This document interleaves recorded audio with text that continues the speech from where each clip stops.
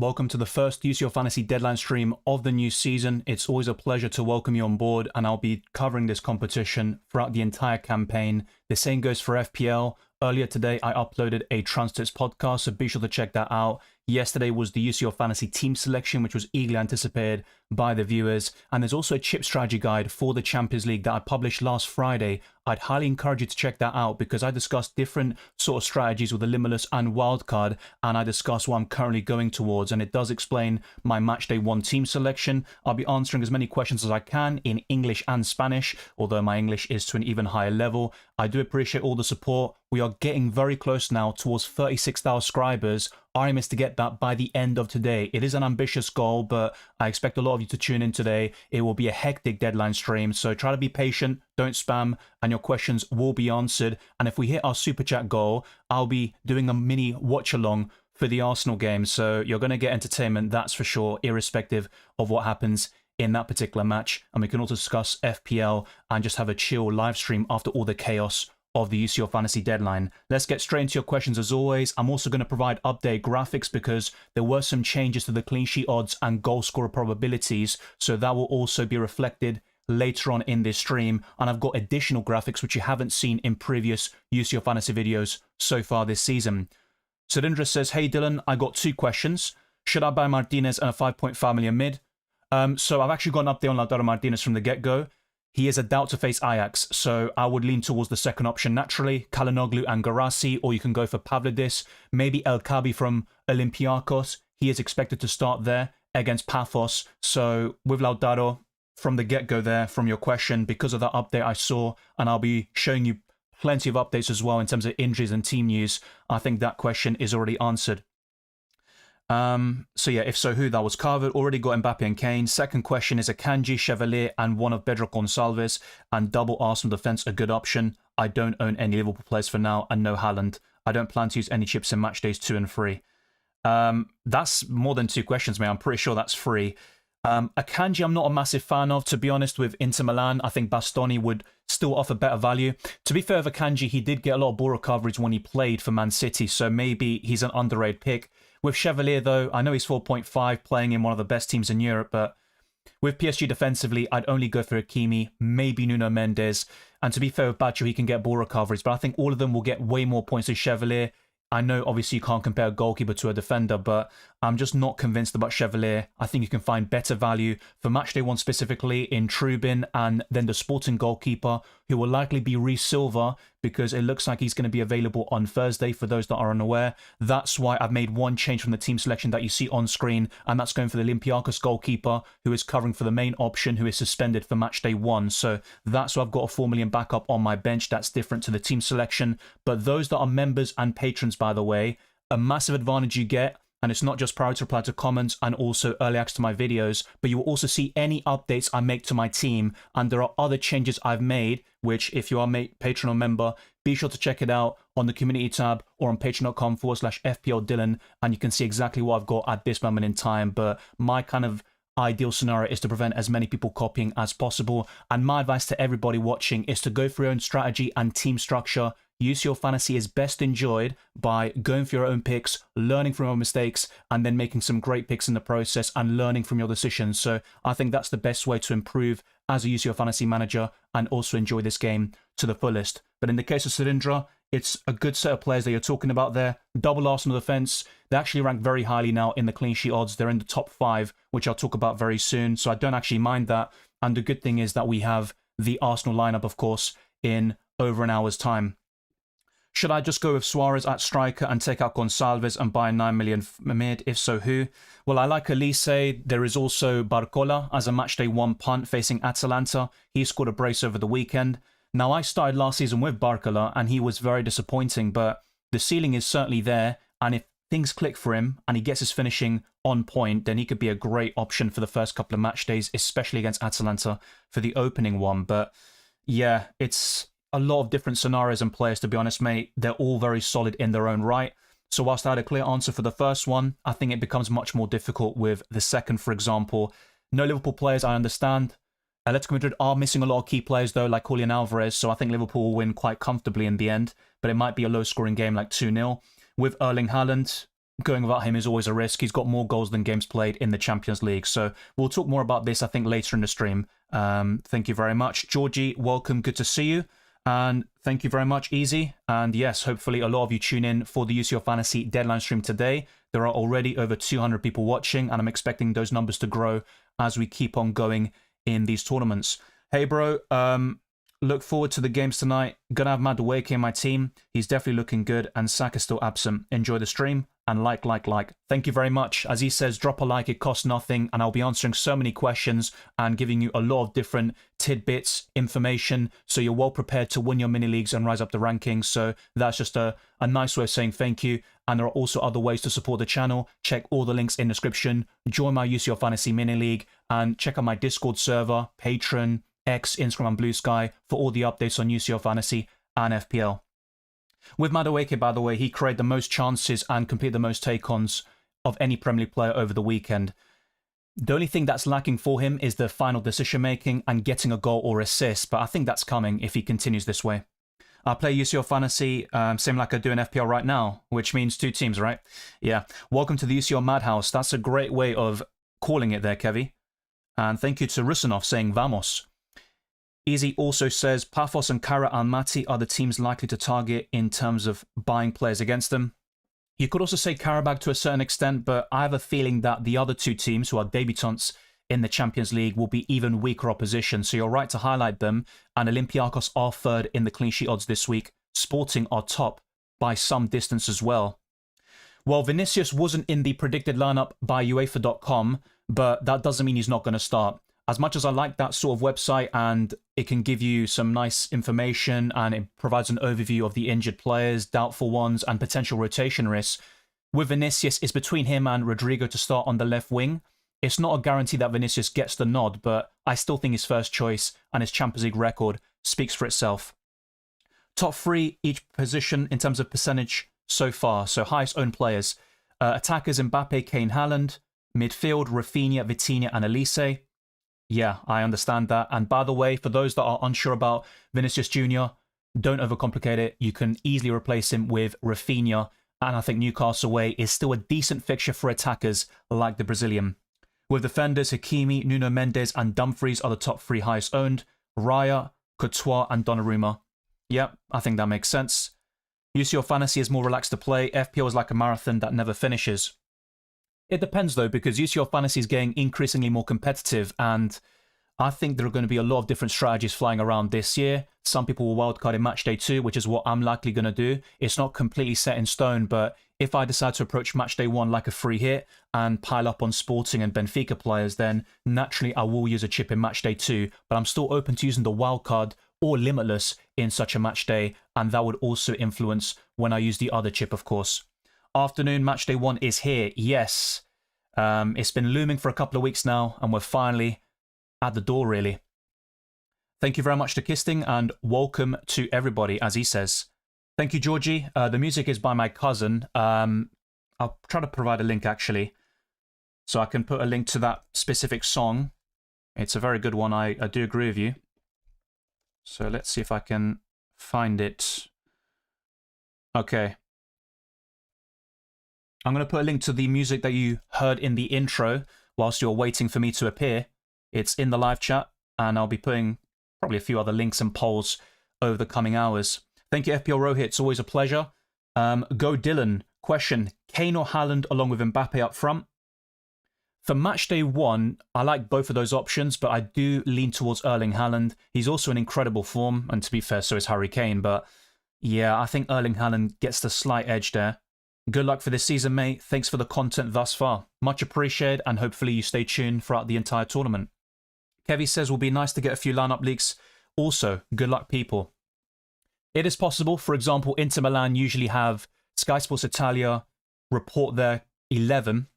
And last season, every time I did that and showed what they've been predicting, it's always been spot on. So, yeah, I think Sky Sports Italia could be one to look out for. And websites like Inter Extra or Twitter pages like that will relay that information so we can gain access to those Inter lineups, for example. But let's wait and see. If anyone sees anything, put the links in the live chat or point me in the right direction and we can all go through it together. Lucas says, hi guys, I've built this team. Trubin, Joan Garcia, Porro, Luis Skelly, Otamendi, Howson, Hakimi, Rafinha, Elise, Vinicius, Mbappe, Pavlidis, Gonzalez, Aklioche, and Haaland. I like the team a lot. My main concern is Luis Skelly, but either way, we'll see if he starts or not later on. But he's not going to get as many ball recoveries as Gabriel. Saliba might even start today, by the way. He's back in training. He was almost there for the Nottingham Forest game, but he said to Arteta, I don't quite feel 100%, and there was no need to risk him because Mosquera has been brilliant so far for the Gunners, and Jurrien Timber should be quite nailed on right now with Ben White suffering another setback. So I think you've got better options in the Arsenal defence than Luis Skelly, who might not even start, to be honest, but the rest looks very solid. Thank you, Izzy. Nice intro song, maybe better with the background of you talking on past like video package. I did consider at some stage, and it's still a possibility in the future. Ultimately, you don't want the music to be distracting, but if it's at the right level, then it can complement the video very well. Vinicius playing or not?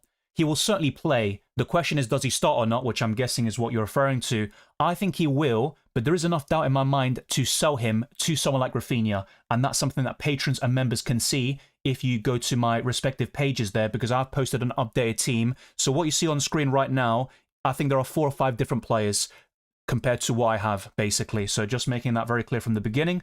There's nothing wrong with Vinicius, but as I mentioned a few minutes ago, and I know you posted this before I said that, is that Vinicius and Rodrigo are competing for the left wing spot, and Vinicius was subbed off early over the weekend after an average performance, so to speak. Mbappe and Arda Güler versus Suarez, Vinicius Jr. long term. Long term, it would be Mbappe and Arda Güler. Yeah, I agree, Kinkai. The longest intro I ever watched. You're going to get banned, mate, if you're not careful. I'm only joking. Ahmed says, Dylan, welcome back, great sir. It's always good to see you, Ahmed, and thank you for supporting the channel for a very long time, which is reflected by your badge there. And if anyone has played Uncharted 2 before, you will recognize them as well. Saludos to City Angels TV. Always a pleasure. Welcome, Niraj. Omar says, finally, been waiting for your live stream since the morning. That's great to hear. Thank you very much. I am flattered.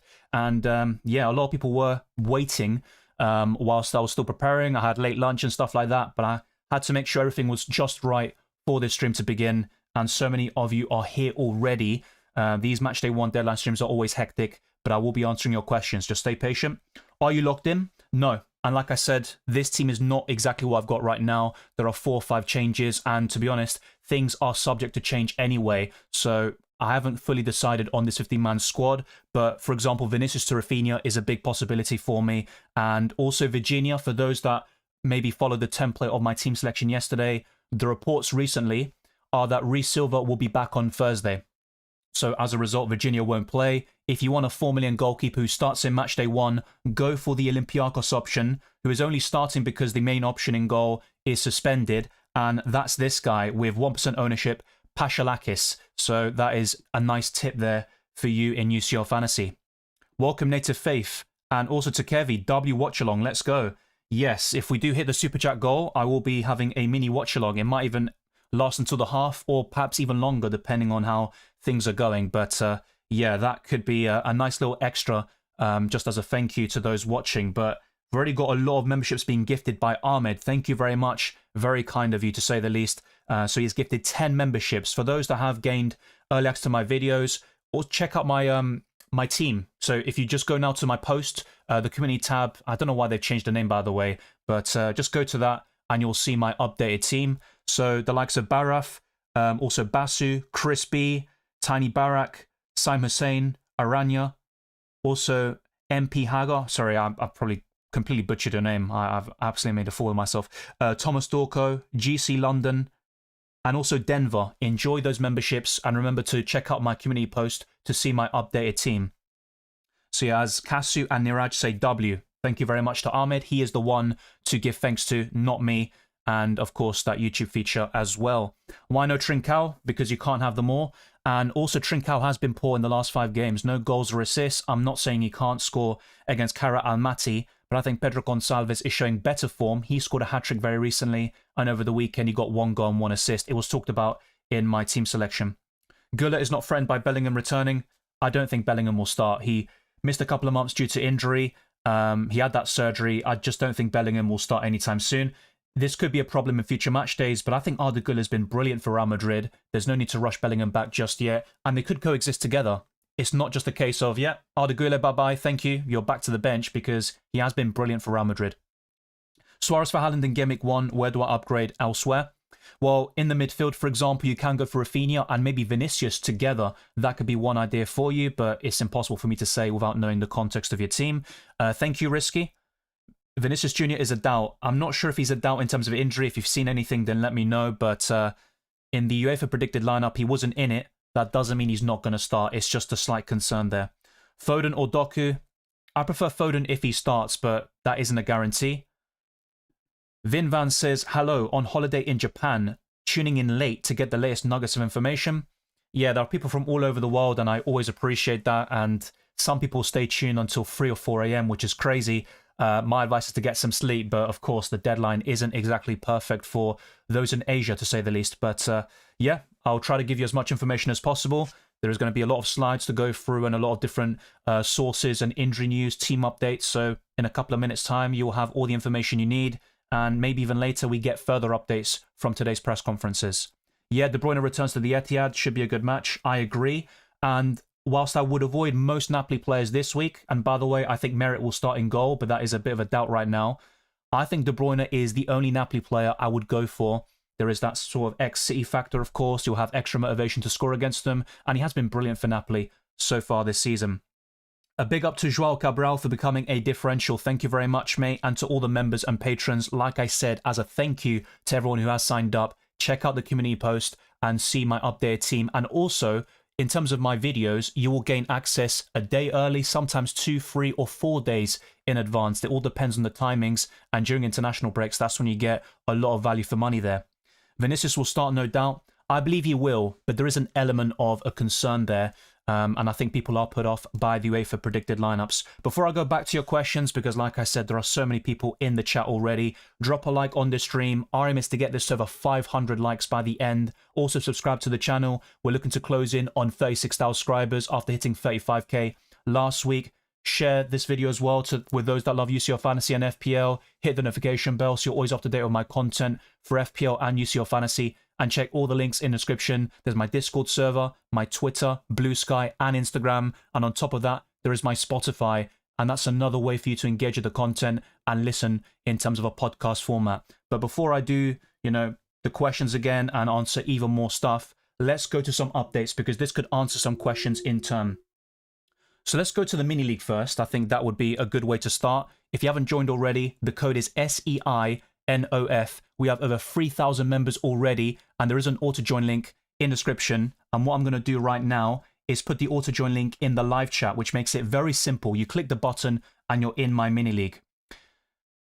So next up is Predict 6. So that's another game for you to play. And the good thing about UEFA Gaming Hub, the app, and also the website is you have plenty of different, games to play. And here, they have changed it since last season to Predict 6. So only 6 matches highlighted per match day. I've gone for PSV 2, Union Saint-Gilloise 1 in the early kickoff, Real Madrid 2, Marseille 0, and I put the booster on it at this moment in time. Benfica 3, Karabakh 0, PSG 3, Atalanta 1, Bayern Munich 2, Chelsea 1, and Ajax 1, Inter Milan 1. I've also put 2 polls on my channel. One of them is Rafinha versus Vinicius, and 67% have gone for Rafinha. I'm just going to refresh it quickly and see if there are any updates. It's still the same, just with even more votes. So always check out my community posts because not only do you get early access to my videos as a member or patron, but you can also see these polls and it can help you with your FPL and UCL fantasy decisions. The next one is Pavlidis versus Luis Suarez. So if I refresh this as well, it's a very close call between these two, but Luis Suarez narrowly gets the lead with 53%, and he's also higher in the goal scorer odds, as I'll show you later in this stream. So, as I mentioned before, make sure to follow me on X, aka Twitter, and I've also got the same handle for Instagram and Blue Sky, so the link is also in the live chat right now. And let's go through some different sources, team news and injury updates. So Trent is expected to start versus Marseille. Not a big surprise there, but it looks like it's confirmed by Marca. This is the Juventus squad list, so feel free to pause and also go to the Juventus webpage and also Twitter account to see all these different squads and stuff like that. And here we go with some very interesting things. So with Atletico Madrid, Alvarez and Cardoso are out of the squad for the game against Liverpool, but Hanko is available. But that is a massive blow to lose their best player in Julian Alvarez, who had a bit of a problem, and it is reported here. So Almada, Jimenez, Baena and Julian Alvarez, due to the discomfort that forced him to leave the pitch in the match against Villarreal, and Johnny, due to a sprain in his left ankle suffered during yesterday's training, will not travel. So Atletico Madrid are missing so many key players. That could definitely encourage you to buy Salah, who has had a mixed start to the season, but he's still getting goal contributions. Virgil van Dijk is always excellent in UCL Fantasy, and we could see someone like Ekitike or Gakpo also be brilliant options, and Gakpo has a great record at home at Anfield. With Inter Milan, this is what I talked about earlier. Lautaro Martinez is dealing with back pain and was unable to complete Inter's full training session today. The forward has travelled with the squad to Amsterdam, but is a doubt to face Ajax. So Lautaro Martinez is probably an avoid based on this information. Could he still start and score or come off the bench and do something? Absolutely, but you've got Garcia 8 million, Pavlidis, El Kabi, you've also got Luis Suarez, and on top of that, you've got Mbappe, Harry Kane, and Haaland, who only cost 1.5 million more. And from Inter Milan, there is Marcus Thuram at 8 million. So I think Lautaro Martinez is worth skipping in UCL Fantasy based on this injury update that was provided today. There is also another concern for Inter Milan. Darmian is dealing with lower back pain and has not travelled for Inter's opening match of the Champions League. So he's confirmed out, whilst Lautaro Martinez is doubtful and has a chance of featuring in Matchday 1. Now, this is what I referred to earlier with Sporting. Rhys Silva and Diomande are having Sorry, I'm trying to read off. Yeah, whatever. That's a brain fart. Let's go back in time. They're basically in a race against time to start in Matchday 1 in the Champions League. So Rui Borges has 2 reinforcements for Kara Almaty. The likes of Jenny, who is competing with the right back, or the right winger actually, who is classified as a defender, Quenda, that is out of position. A 5 million defender in UCL Fantasy is playing as a winger against one of the worst teams in the Champions League on paper. Nuno Santos and also Daniel Branganganka are out of the reckoning for Thursday's game. Morita doubtful until the end. Yeah, I butchered the other name, by the way, but who actually cares except maybe the Portuguese people and Sporting fans, no offense. But here is another update and confirmation here of Rhys Silva, the 5 million goalkeeper from Sporting. Him and Diande are back for Thursday's match against Kara Almaty. Morita remains doubtful until the end. Oh yeah, they translated the post and they changed Diomande's name. So it's Diomande, the defender, and Rhys Silva. So just bear that in mind. But I wanted to relay this information, even though I made an absolute fool of myself. And don't worry, I'll do that plenty of times in this stream alone, especially if we reach that Super Chat goal and I watch Arsenal live. So with Yamal, this was something talked about last week. So he missed the Valencia game where Barca won 6-0 on Sunday, and he's a major doubt against Newcastle. He's not officially ruled out just yet, so there is a chance he features, but at this moment in time, it's looking unlikely, and the best Barca asset right now is Rafinha by some distance. He scored a brace off the bench in that 6-0 victory.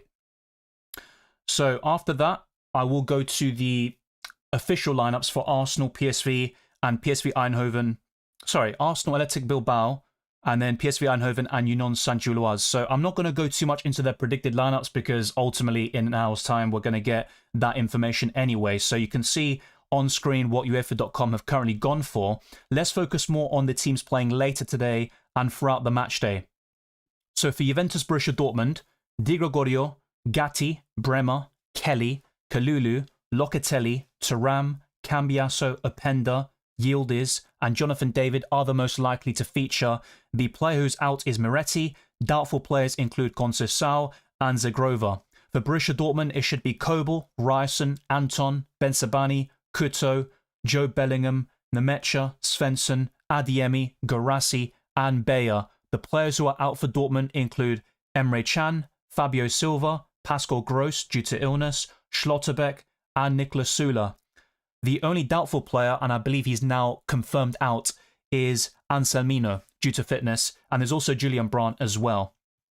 For Real Madrid against Marseille, UEFA.com have gone for Courtois in goal, Trent Alexander-Arnold, Howson, Alaba, Carreras, Tchouameni, Valverde, Mastantuono, Arda Güler, Rodrigo and Mbappe. So they haven't gone for Vinicius. For what it's worth, I think Vinicius will start, but that is a big concern, of course, going into Matchday 1. Now, Jude Bellingham is classed here as officially ruled out, but he is in the squad, so Ultimately, he should be on the bench, but he is not ruled out. So with UEFA.com, they'll probably update some of this over the coming hours. Endrick is also out, Mendy and Rudiger. The doubtful player here is Camavinga due to fitness. And for Marseille, they could go for Rulli, Murillo, Pavard, Belerdi, Emerson, Kondogbia, Højbjerg, Greenwood, Nadir, Weah, and Pierre-Emerick Aubameyang. The only player who's out apparently is Agüerd, who scored in a 4-0 win over the weekend for Marseille, and Guri is doubtful. But remember, with UEFA.com, some of these players who are classed as out or doubtful might have changed over the coming hours and also over the last couple of days as well. For Benfica against Qarabağ, and respectfully, I'm not going to read out some of the lineups. I'll be focusing on Benfica and the most interesting UCL Fantasy assets and teams. Trubin, Thomas Araujo, Otamendi, Antonio Silva, Dal, Barrenechea, Rios, Arsunes, Sudakov, who is a family midfielder in UCL Fantasy, Shudadrop, let me just figure I ever said that, and Pavlidis. That is the likely 11 for Benfica, whilst Jonathan Barr, Manu Silva, Nuno Felix, Bruma, and Luka Bacchio are out apparently, and the doubtful player here is Dedic. For Tottenham Hotspur and Villarreal, we've got Vicario, Borro, Romero, Van der Ven, Jed Spence, Pape Mate Sarr, Bentancur, Bergval, Kudus, Richarlison, and new signing Xavi Simons. Solanke is out due to an injury, and everybody else is available for the Lily Whites. For Villarreal, who lost 2-0 over the weekend against Atletico Madrid, they will likely go for Junior, Mourinho, Foyth, Vega, Cardona, Pepe, Gueye, Comesaña, Buchanan, Ayoze Perez, Mikauze, and the out players are Cambuala, Gerard Moreno, and everyone else is apparently available according to UEFA.com. So that completes the Tuesday games, of course, and I didn't read out Qarabağ's, but like I said, you can feel free to pause and rewind if needed. So for Olympiacos against Paphos, a 4 million starting goalkeeper for Matchday 1 is on the cards, but not long term. So Paschalakis should start alongside Costinha, Restos, Pirola, Ortega, Masaukitis, Hezi, Strefesa, Scipioni, Chiquinho, and El Kabi. The likes of Zulakis, Yaremchuk, and Martins are out. Everyone else is available. And then you can see the Slavia Prague and Bodo Glimt lineups. The same goes for Paphos, of course. Let's go to Ajax Inter Milan. So Jaros, what? I'll probably have to research that and see. Maybe someone in the live chat will already inform me. Yeah. Itakura, Bass, Weindal, Klaassen, Taylor, Regier, Berghaus, yeah, because I remember this name from before, but I'll go back to it at some point. Weghorst, Gotts, and the outplayer is Van den Boomen.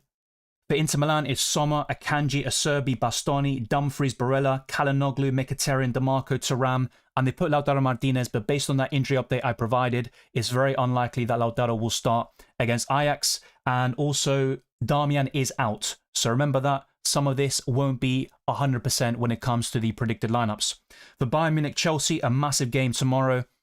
Manuel Neuer in goal for the Bavarians, Lima, Upamecano, Tar, Stanisic, Kimmich, Pavlovic, Elise, Gnabry, Diaz, and Kane. Alphonso Davies, Guerrero, Ito, and Musiala are out. And for Chelsea, Robert Sanchez, Reece James, Tosin Adarabioyo, Chalobah, Cucurella, Enzo Fernandez, Caicedo, Neto, Palmer, Gittins, and Joao Pedro. The likes of Colwill, Delap, and Esugo are out, whilst Badiashile and Lavia are doubtful.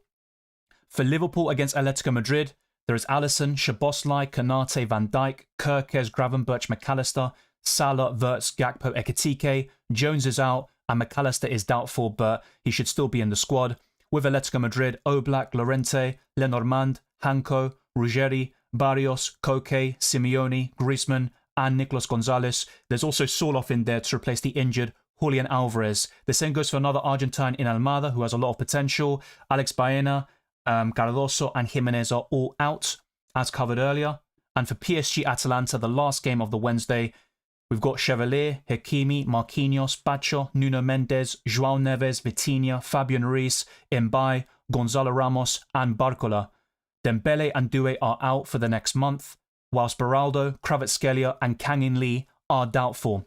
For Atalanta, there is Carnesecchi, Scalvini, Heen, Jimitsi, Belanova, Darun, Pasalic, Zalowski, Maldini, De Ketelaere, and Kristovic, whilst Kolasinac and Ederson are out, and Scamacca is doubtful. So I'm not going to go through this again, by the way, because what I'm going to do after this is put the link in the live chat so you can see this yourself, and there might have been some updates over the last hour or so, and there could be even further ones until the deadline passes. So Club Brugge Monaco, you can see those lineups. I think maybe the likes of Bieref and Akiloche could be quite appealing for that fixture. For Copenhagen Leverkusen, I'll focus on the away side with Flecken, Kwanzaa, Balde, Tapsoba, Lucas Vazquez, Garcia, Andrik, Grimaldo, Teller, Tillman, and Patrick Schick. Palacios is out, that's another Argentine with an injury, whilst Arthur is doubtful due to illness. My favourite option from this game would undoubtedly be Grimaldo, who scored a brace in a 3-1 win over Frankfurt this weekend. Speaking of which, with Frankfurt, it should be Zetera, Brown, Collins, let me not say it just in case, Thiedt, Højlund, Chaibi, Duan, Usun, Baoya, and also Burkhardt. Not an easy lineup to say, I'm not going to lie to you. Maybe I need to work on that one. Christensen is out, whilst Goetze and Larson are doubtful. With Galatasaray, Çakır, Shalai, Sanchez, Bardakci, El Mali, Torreira, Sara, Sane, Gundogan, Akgun, and Icardi is the likely starting 11, with Osimhen being the only doubt at this moment in time.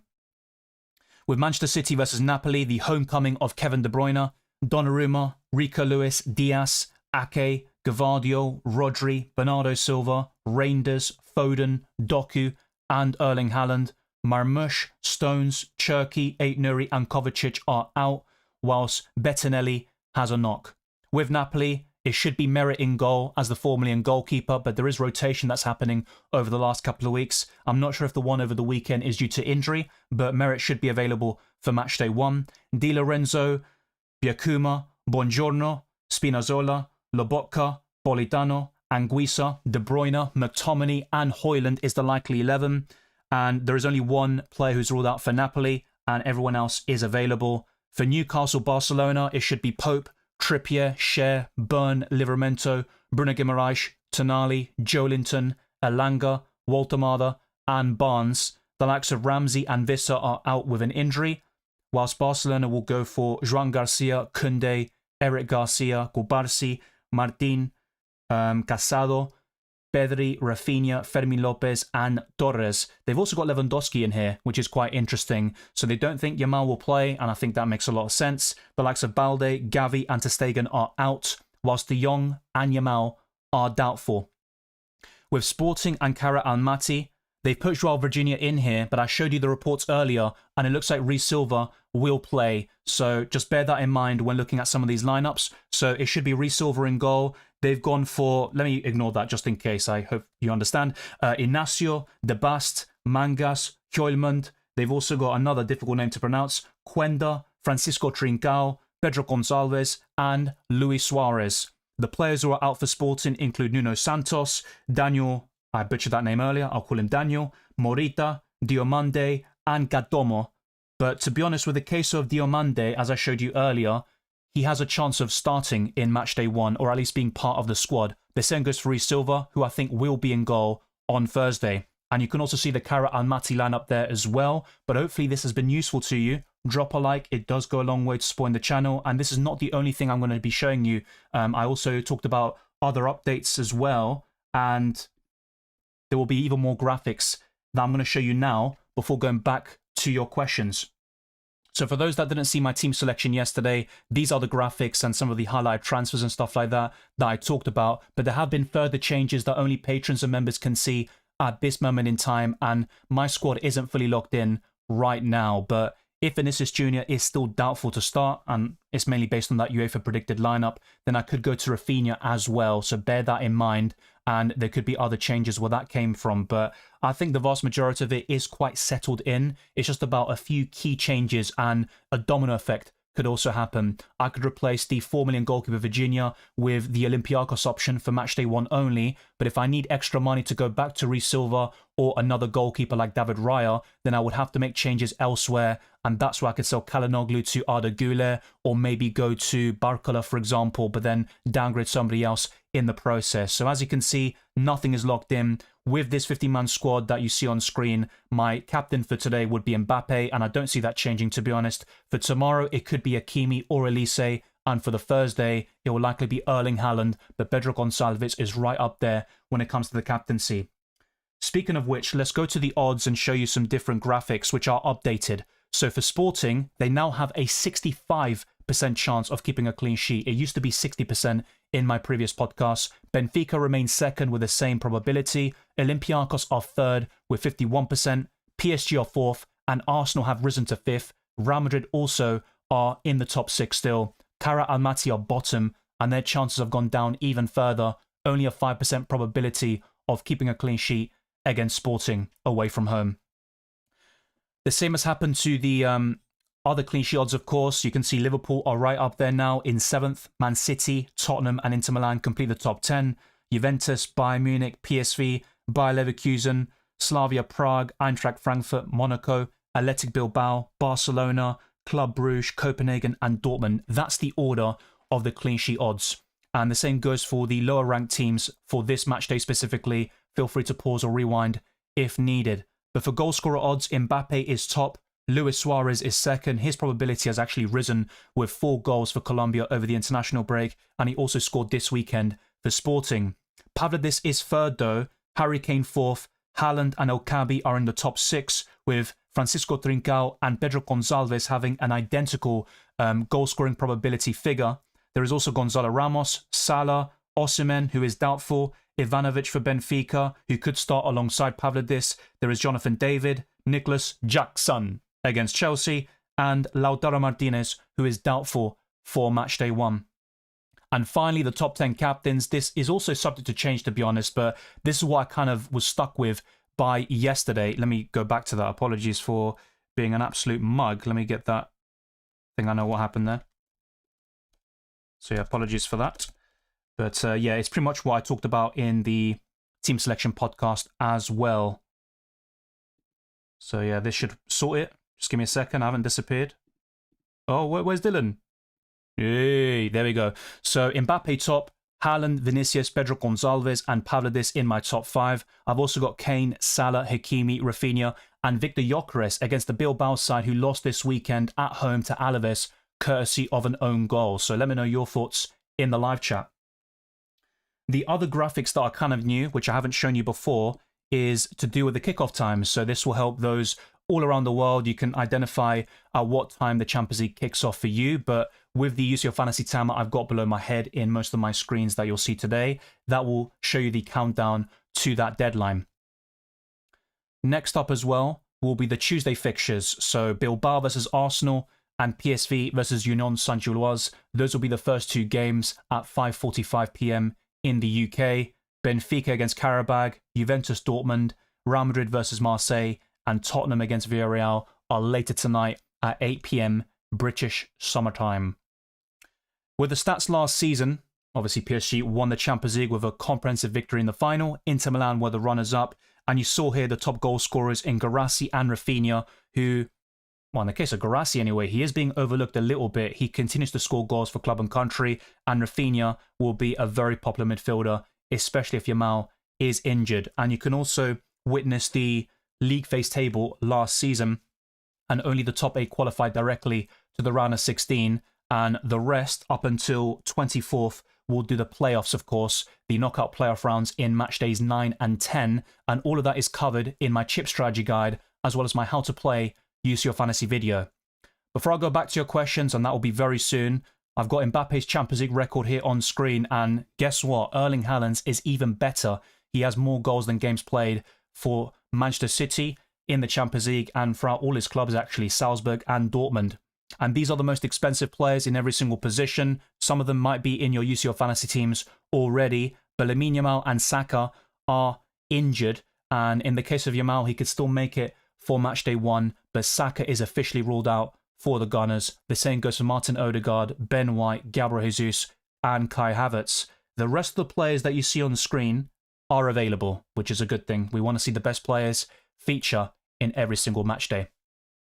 So let's now go back to my UCL Fantasy team. And like I said, things are subject to change. And those that are members and patrons can see my squad already, the updated version. And I could still tinker a lot until the end. So drop a like, subscribe, all that good stuff. We do have over 100 likes already, and plenty of you are watching. So thank you very much. I do appreciate the support. Let's now whiz through the questions because there are so many in here. Yes, Riot is a great choice, not just for matchday 1, but also in the long term. What do you think of Frimpong? He might not even start, as I showed you in the predicted lineups earlier. Yeah, chip strategy is something I'll probably talk about again very briefly, but there is a video on it where I go into a lot of detail, which I won't be able to in today's stream for obvious reasons. But my current plan is to wildcard in matchday 2 and limitless in matchday 5. I'm also open to using the limitless in matchday 2 and then wildcarding in matchday 3 or 4, for example. It's not completely locked in, but I think the most likely is wildcarding in 2. Check out that video to see why, and maybe in a few minutes I'll show you the slides, but not really comment over them because it's all been done in that video. Thank you to Mitra for the super chat. It's greatly appreciated. Not wildcarding in matchday 2.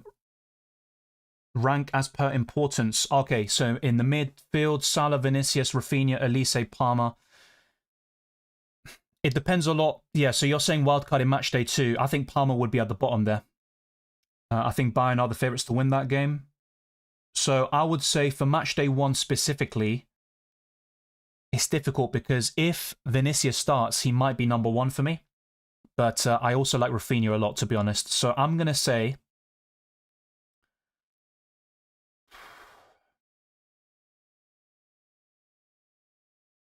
Rafinha first, Vinicius second, Salah third, Elise 4th, Palmer 5th. But it all depends on if Vinicius starts or not.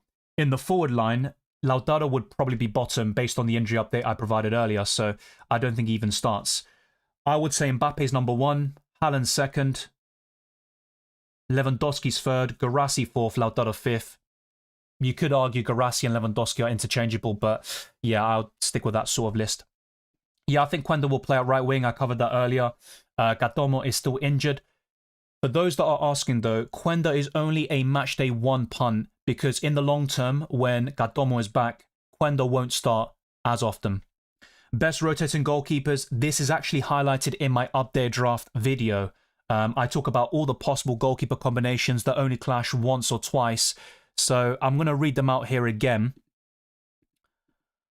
So up until matchday 8, and ultimately everyone plays at the same time in the final game week of the league phase, so obviously that is unavoidable.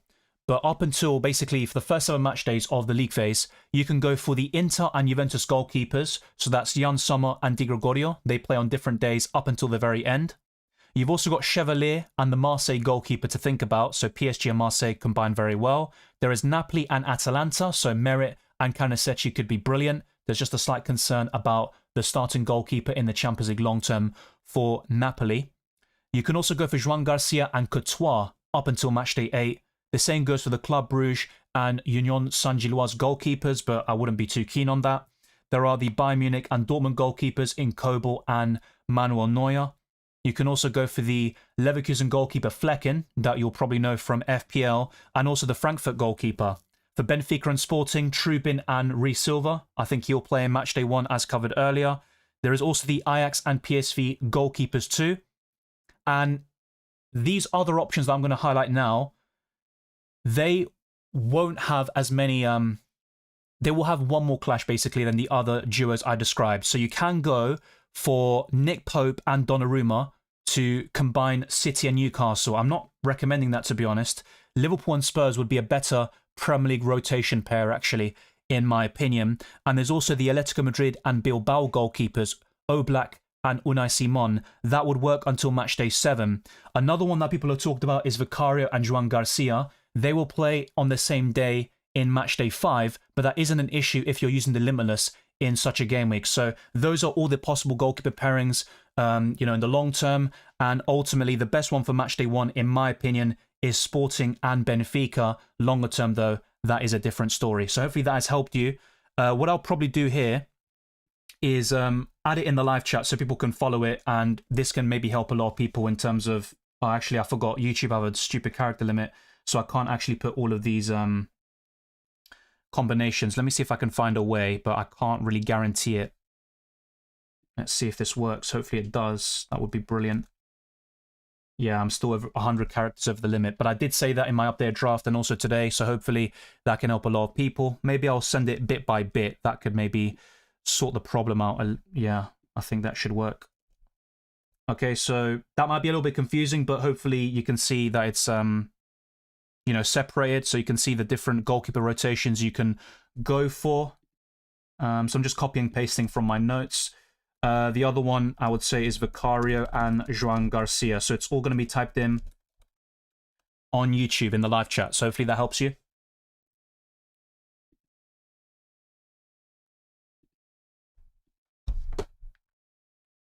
So yeah, once again, a massive shout out to Ahmed for gifting 10 memberships, to Joao Cabral for becoming a differential, and to all the patrons and members. And the same goes to Mitra for the super chat earlier. It is greatly appreciated.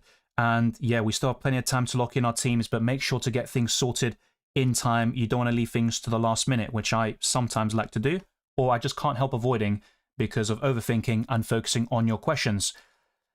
Sanchez and Raya, I'm not so sure about that, to be fair. And Sanchez is a complete avoid for matchday 1. Karnaseci and Raya, I mean, after matchday 1, it's not too bad, but Atalanta's opening fixture is a nightmare. So it's a bit similar to Robert Sanchez, to be fair, who has good fixtures from matchdays 2 to 4. Ortega or Restos for Olympiacos defense. I don't really see a massive difference personally. I think it's best equipped to ask Olympiacos fan that sort of question and see who they prefer. But yeah, based on my research, I haven't seen a massive difference between those two, but I could be wrong. Madueke has been brilliant for Arsenal in the last game or two, but well, I'd say he was decent against Liverpool and played very, very well against Forest. He created the most chances of any Premier League player this weekend and also completed the most take-ons, but he just needs the goals and assists now. If he continues to play that way, he will get them, that's for sure. But yeah, I don't really mind that too much, and he should start today, of course. Aren't you going for any PSG midfielders? As I covered earlier, Barcola could enter my team, and any member or patron can see my team right now if they go to the respective pages, patreon.com/FPLDylan, and also the community posts on YouTube. But yeah, PSG attackers are still a consideration for me, but I'm not as appealed by them with Dembele, Doué, and Kvaratskhelia all potentially missing out. Obviously, the first two are, you know, officially not going to play, whilst Kvaratskhelia is just doubtful. Why not Arda Güler instead of Vinicius? As I covered before, Vinicius might not even be in my final team. I think Güler offers great value though. Ultimately, if both of them start, Vinicius Jr. has a better chance of scoring points and goals. Vicario and Garcia look solid. I agree. If you're looking for a Matchday 5 wildcard or using the limitless in Matchday 5 and not using the wildcard in 2, I think that could be the best goalkeeper pairing actually in terms of value. Are you planning on activating the wildcard in 2? Yes, that's been covered in my recent drafts, my team selection, and my chip strategy guide. Alejandro says, would you make any changes to this team? Well, I'm guessing you're, wildcarding in 2. You say it there, 0.5 in the bank. I'm not a big fan of Pedri, to be honest. He's a quality player. In the Champions League, I'm not saying he can't score or get a massive haul in Matchday 1 or in any fixture, but I think Barcola would be better than Pedri. You've also got Gnabry, Pedro Gonçalves, who, to be fair, is in your team. Same with Trincao. There's Sudakov. There's just other options than Pedri that I'd prefer. Even a punt on an Arsenal midfielder could be better, like Eze or Martinelli, depending on who starts in the left wing, Madueke. But yeah, I think Barcola for Pedri would be brilliant. So your wildcard in 2. So I just lost the question. Weiseng says, I have Spence. Let me see if I can get back the other question there. Yeah, I'm not a big fan of Spence, to be honest, and a doggy could get plenty of starts in the Champions League. Jed Spence is not going to continuously play in the Prem and Champions League. Let's put it that way. Matchday 1 is effectively a wild card, so you're swapping a wild card for a free hit? Not really, mate, because in this context, for Matchday 1, it's going to be like a free hit, not a wild card. I know usually when we're building a team for the beginning of the tournament, we are basically trying to set us up for the long term, but I think this is the best strategy at this moment in time. Ultimately, everyone will have a different opinion, and I respect that, but I don't really see it that way, to be honest. It's all covered in my chip strategy guide. If you watch that, I think I make a very good case for the Matchday 2 wildcard and also limitless in Matchday 5, but I also discuss other strategies that could be just as good or at least competitive with the arguably template strategy this season. Yeah, Sudakov, doesn't have a brilliant goals or assist record, but at 5 million, he's worth a punt against Karabag. Let's put it that way. And a lot of Benfica players, a lot of Benfica fans are bullish on Sudakov starting in matchday 1. Yeah, Pavlo, this is a good option for the captaincy, but remember, well, he does play today. It's just a question of, do you go for him over Mbappe? I'm not entirely sure about that, to be honest, but he is ranked highly in my captaincy list. I don't really mind that. Yeah, Victor, that's been covered. Thank you. Well, Hakimi scored 125 points last season. He's going to get more goals and assists than Nuno Mendes. They're both good options. I pick Hakimi. It's not really much in it. Yeah, I think Merit will start for Napoli. It's not a guarantee. Yeah, Arda Güler is doing really well in La Liga. Just a potential concern long-term is that Bellingham is back, but that shouldn't be a problem in matchday 1. Welcome, Spicy Daisy. What a name. Yo, what's up, Dylan? New UCL Fantasy. How excited are you? Yeah, relatively excited, but there are still a few things to iron out, so there's always a bit of a, overthinking and stuff like that in my mind, but yeah, it should be good. Lautaro, I'm not really sure about with that injury update, and I think Ajax could get a point or a result against Inter Milan anyway. Pashalakis versus Virginia. I don't think Virginia starts now, as covered earlier, so I think that speaks for itself. With both options, though, they're not long-term. It's only for matchday 1. Perisic or Barcola. Perisic is underrated, to be fair. He's in good goal-scoring form for club and country, but I'd go for Barcola.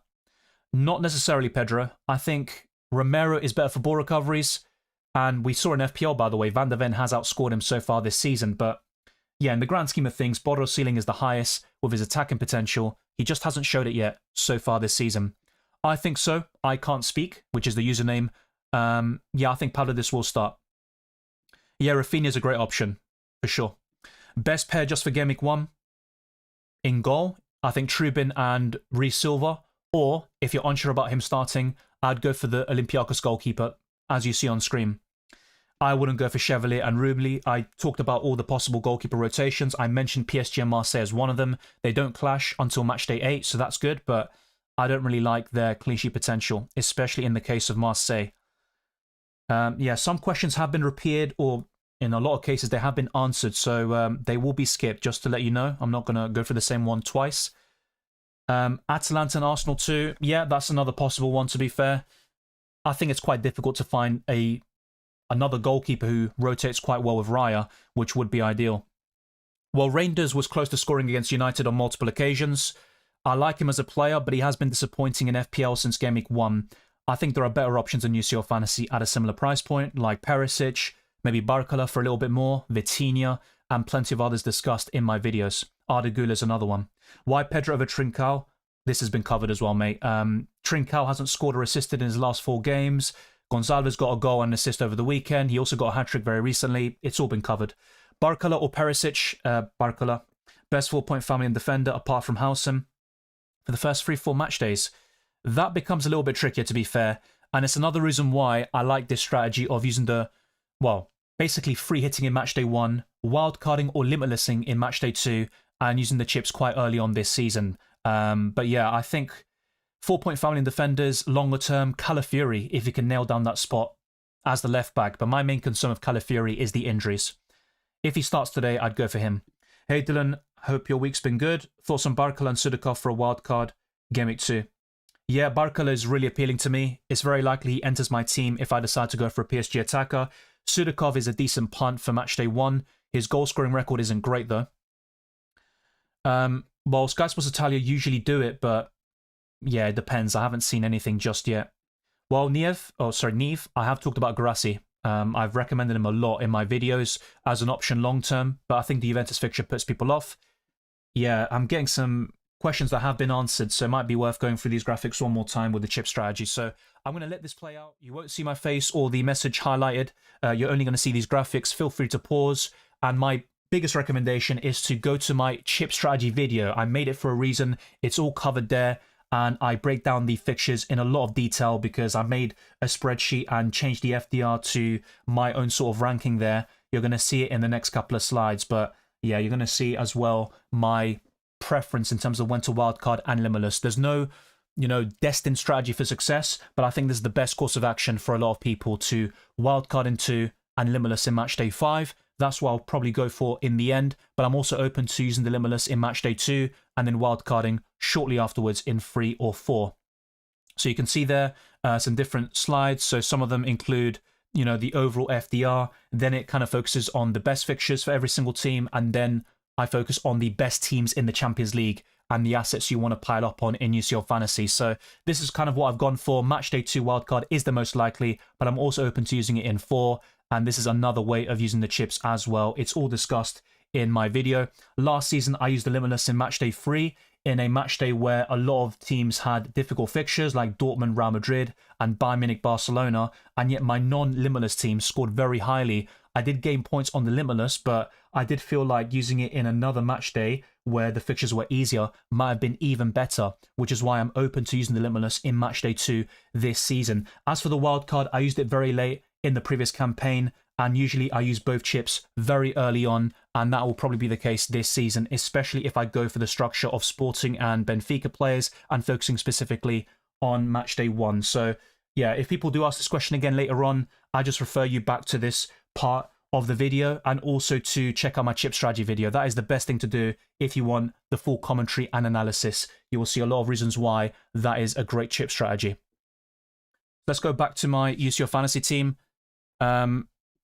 Well, Lou JG in the SofaScore predicted lineup, which is obviously not gospel, they have Vinicius Jr. in there, but yeah, I'm not entirely sure what's going on. I haven't seen an injury update about Vinicius, so it's just probably a tactical reason. So Giando has put the Inter 11. I'm guessing that is from Sky Sports Italia. So Josep Martinez, Akanji, De Vrij, Bastoni, Dumfries, Barella, Kalanoglu, Sucic, DeMarco, Thuram, and Lautaro Martinez. So despite the back pain, it looks like Lautaro could feature in Matchday 1. So thank you very much. I'll have a look at that myself and see if I can confirm it or at least give the seal of approval, but I appreciate that lineup. Why not Vinny to Rafinha and Simmons to Arda? They are possibilities, that's all I'm going to say. And all of them have featured at some stage in my drafts. Vinicius, Salah, Rafinha. Long-term, Rafinha is the best. For Matchday 1 specifically, if Vinicius starts, there's definitely a case for him to be the number 1 option, but that is certainly debatable. ¿Qué piensas de Taremi en reemplazo de Haaland y ya que Napoli no es fácil tampoco? Taremi no va a empezar el partido, parece. Creo que va a ser el Cavi y Taremi va a ser suplente. Así que si quieres un delantero para reemplazar a Haaland, está Pavlidis, Luis Suárez, el colombiano en Sporting, y también está el Cavi de Olympiacos, si quieres alguien de ese equipo. Thank you, I missed your first part of your live. I was working, sorry for asking a repeat question. No worries, mate. I was just making sure that we don't kind of repeat the same things, but yeah, it's all good. I'm sorry, but Chelsea are going to destroy Bayern. You couldn't even destroy Brentford. I think Bayern's a different kettle of fish, mate. Obviously, football isn't played on paper, but still, I think destroying at the Allianz would be a tough ask. Is Augusto a starter for Inter? Well, based on that lineup that was just read out, no. It looks like he's not going to be a starter. Ethan says, hey, Dylan, just watched your chip strategy video. I feel like the best Limitless week is Matchday 2. I'm open to it. I even discuss it in that video. So it's a real consideration for me. And if I take any learnings from last season, it's that maybe using the Limitless in a matchday where the best teams have difficult fixtures, that's not always a guarantee for a successful Limitless because they can still score a lot of points. It can be high scoring. And if you use that chip in a week where a lot of top teams have great fixtures, the ceiling is astronomically high. You could, I want to say easily, but you could definitely get 80, 90 plus points or even 100 in certain situations. So yeah, I'm open to it. Even if I commit to this team and I go for Matchday 1 as a free hit, I could Limitless in Matchday 2 and save the wildcard for 3 or 4. The only downside is that for Matchday 5 on paper, you might look a little bit weaker with that chip strategy. Is it worth taking a risk on Mastantuono at 4.5? Look, he's 18 years old. He's got a lot of potential. It's a nice punt, but ultimately I prefer Arda Güler. I know he's a different price point, but Vinicius if he starts, and I don't think Mastantuono will be nailed on in the long term. So it's just a Matchday 1 punt. It could work out for sure. I'm not completely against it, but his form isn't great for club and country. Yeah, Yildiz is a good choice, but Juventus Dortmund, apart from Guirassy, I'd rather avoid that fixture, to be honest. Who is that? Elise. Oh, so yeah, from Bayern Munich. A good pick. Yes, he is a good pick. Of course he is. He's in my team right now, and he has stayed in it. So yeah, Elise has been brilliant so far this season. He's definitely a good option. Xavi Simons or Yildiz is close. I'd lean towards Xavi Simons for the fixture, but Yildiz has a higher ceiling. No Dino, and I can't cover them all. Vitinha could still make his way into my final team, but it's more likely that Barcola will. Chelsea, easy win. Mate, the champs of the world are Argentina, not Chelsea, just letting you know there. Is Grimaldo a good pick, or would you have somebody else instead? Well, he's in my current team. That hasn't changed. Bayer Leverkusen aren't great defensively, but you go for Grimaldo for the attacking threat. So, yeah, you can go for other options with better clean sheet potential, but Grimaldo is still good.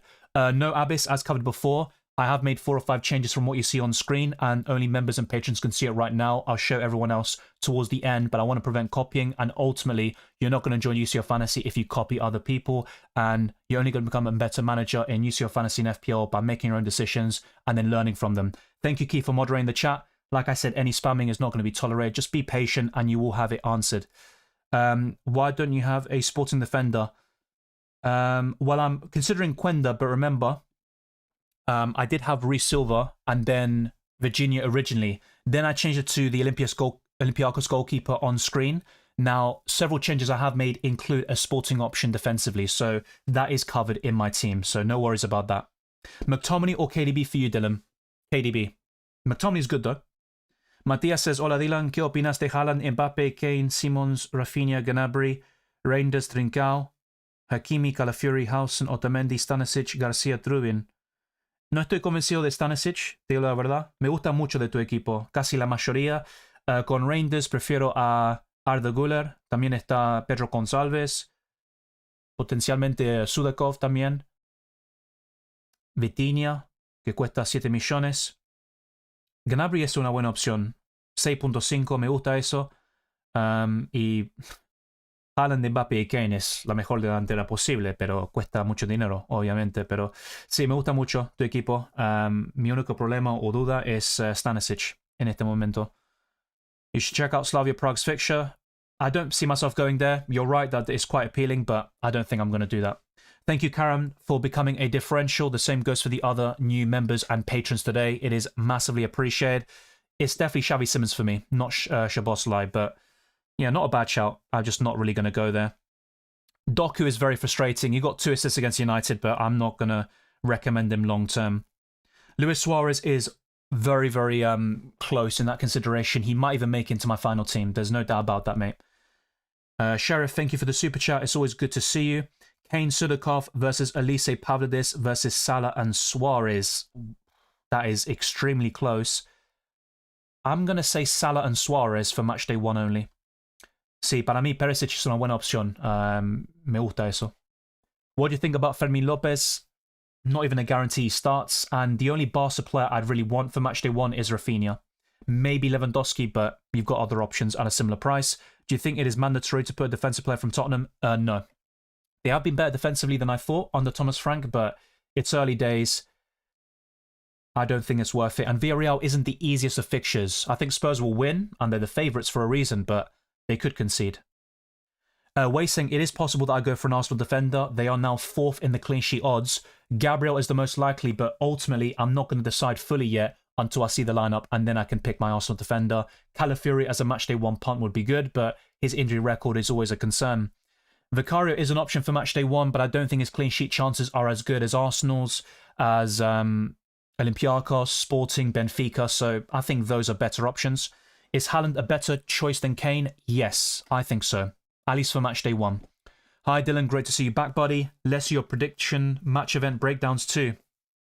Yeah, so in FPL, I usually do predicted scorelines and stuff. I haven't done it for UCL Fantasy. I've only shown you my Predict 6 stuff, but not for every single match. Maybe at the end of the deadline, I'll provide some of my scoreline predictions, which will be kind of rough, and we'll see how they age, either like a fine wine or like expired milk. Hopefully it's not the latter, but thank you very much for tuning in. I appreciate it. If you rewind my stream, you'll see a lot of different graphics as well, and I think that will give you the full coverage for matchday 1. So yeah, we still have plenty of time until the deadline. I'm just making sure everything is set in order, not just with my UCL Fantasy team, but also with other things as well. Now, Quenda is a real consideration for me in my defensive line. I just have to put that out there. There's a real chance I go for Quenda in my defense instead of Otamendi, for example, or Romero. So just keep your eyes peeled for that. And ultimately, as I keep on saying, play your fantasy your way. It's such a fun game with so many options. Don't limit yourself by copying somebody else. Always aim for something higher because you can even end up winning it by following your own path. So Quenda is definitely an option for me, and I will be talking about some possible changes later on as well and showing them on screen too. And remember, we are getting the Arsenal Bilbao lineups as well as PSV against Union Saint-Gilloise. I think Arsenal defenders, Raya and Perisic are my favourite options from the early kickoffs today. Let's see as well if that would work. Okay, so I'm going to get back to your questions in just a couple of minutes. And once again, I appreciate all the new members, super chats, patrons, and all that good stuff. And if we do hit our super chat goal, I'll be going live throughout the Arsenal game, and that will be even more entertaining. I'll give you that for sure. There's going to be a lot of emotions involved, and you're not going to call me a robot ever again. Yeah, Rafinha is another great choice, by the way. For those that are unaware, Rafinha it's very likely that I go for him if I still have doubts about Vinicius starting. I think he will start, by the way. Sí, no sé de dónde salió eso, José, pero para mí Vinicius va a empezar el partido. Por la duda voy a averiguar si hay no sé, algo de la conferencia de prensa de Xabi Alonso que significa que esté lesionado. Hi Dylan, hope you're doing well. What do you think of Yildiz? Good choice, but he's facing Dortmund. I think that's a difficult game to predict. Juve would have the edge being at home, but it's not a guarantee. I like that as a matchday one punt, and Yildiz was brilliant in the Club World Cup in certain match days. Raya Sanchez, good choice for goalkeeper rotations. I'm not entirely sure about that, mate. I think Raya and Carnesecchi would be better. And remember, it's about them not clashing in future match days. That's the problem that you could find yourself with. So I'm going to have a look as well for you just in case, but I'm not sure that actually works. Not as often as you would like anyway. So yeah, just bear that in mind.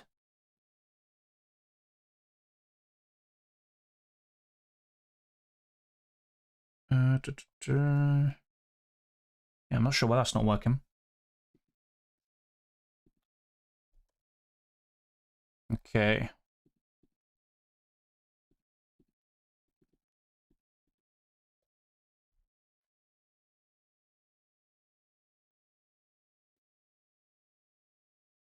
So yeah, looking at the matches again. So obviously for match day 1, they rotate well. Match day 2, yeah, Chelsea play on a Tuesday, Arsenal play on the Thursday. Okay, that works. Let's see afterwards how that goes. Yeah, match day 3. Okay, they do play on different days. That's not a bad suggestion. Let's see how long this train keeps on going. Maybe you do have a point. Okay, match day 4 it works. Match day 5. I mean, not a big issue if it doesn't work here because you could limitless anyway. Yeah, Chelsea play Barcelona and Arsenal play Bayern Munich. So, yeah, match day 5, you'd want to avoid those goalkeepers as good as Arsenal are defensively. At least on paper. I'd love a clean sheet against Bayern, that's for sure. And a win. Match day 6. Yeah, match day 6. Yeah, they play on different days. Match day 7. Yeah, same thing, right? They play on different days. Chelsea against Paphos at home. Raya against Inter away. It's a good goalkeeper rotation. That's an underrated one that I haven't considered. So I do appreciate that suggestion. Match day 5 is the biggest concern, though. And even for match day 1, as good as Arsenal are ranked in the clean sheet odds, yeah, it's not the best goalkeeper pairing, I'd say, for match days 1, 5. And there might be another match day where the fixtures aren't particularly great. But yeah, overall, it's a good goalkeeper pairing. I think Sanchez and Raya could definitely work very well. The two Spaniards in tandem. So, let's see. I mean, there is something missing here. So I'm going to quickly have a look here. But I'm going to get back to your questions in just a jiffy. So don't worry about that at all. Thank you to everyone who is tuning in. Oh, I think that's why. Okay. Yeah, that should work now.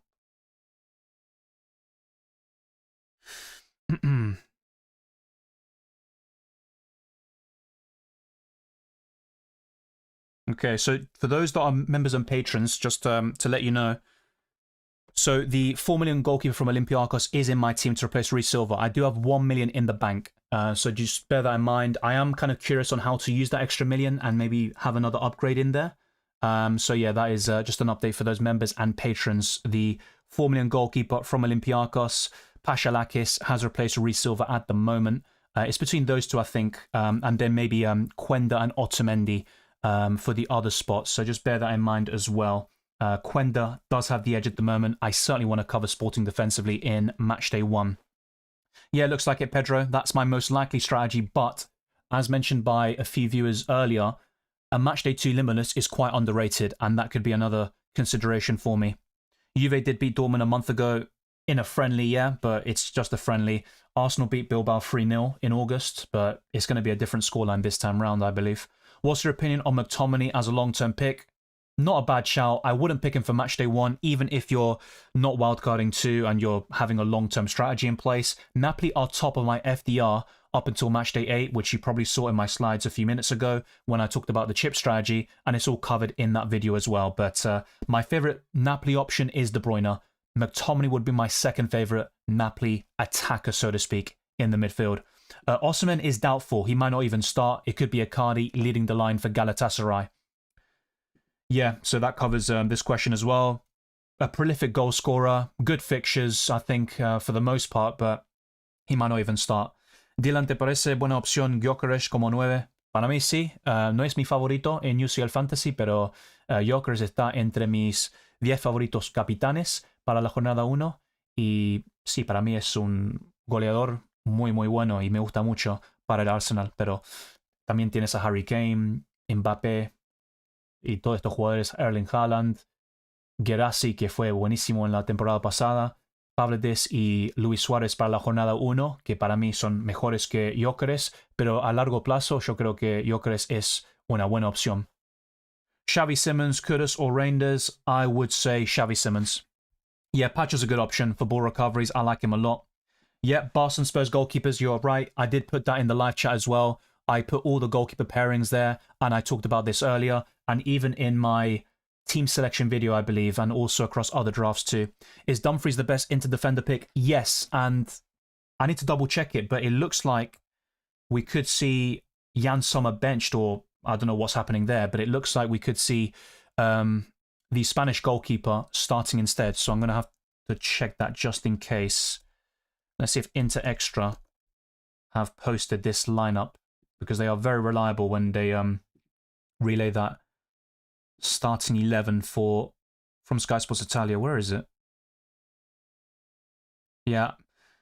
To the person who put that Inter lineup, let me know where you saw it from, because I honestly haven't seen it just yet, so I'm not exactly sure about how reliable that is. Yeah.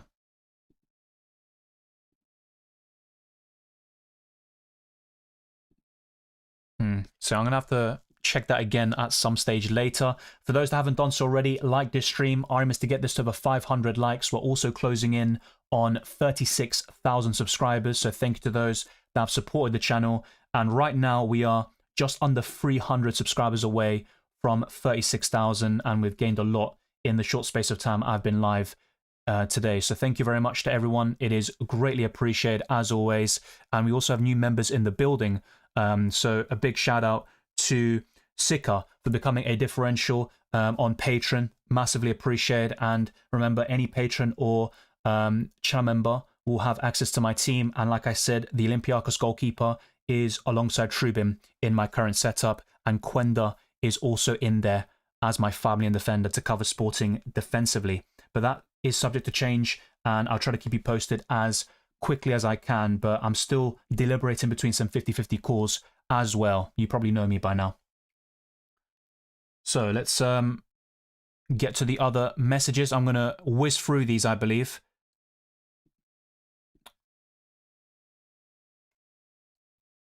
Yeah, so some messages have been answered already multiple times. So like chip strategy, check out that video. Also rewind a few minutes. You will see my thoughts on that.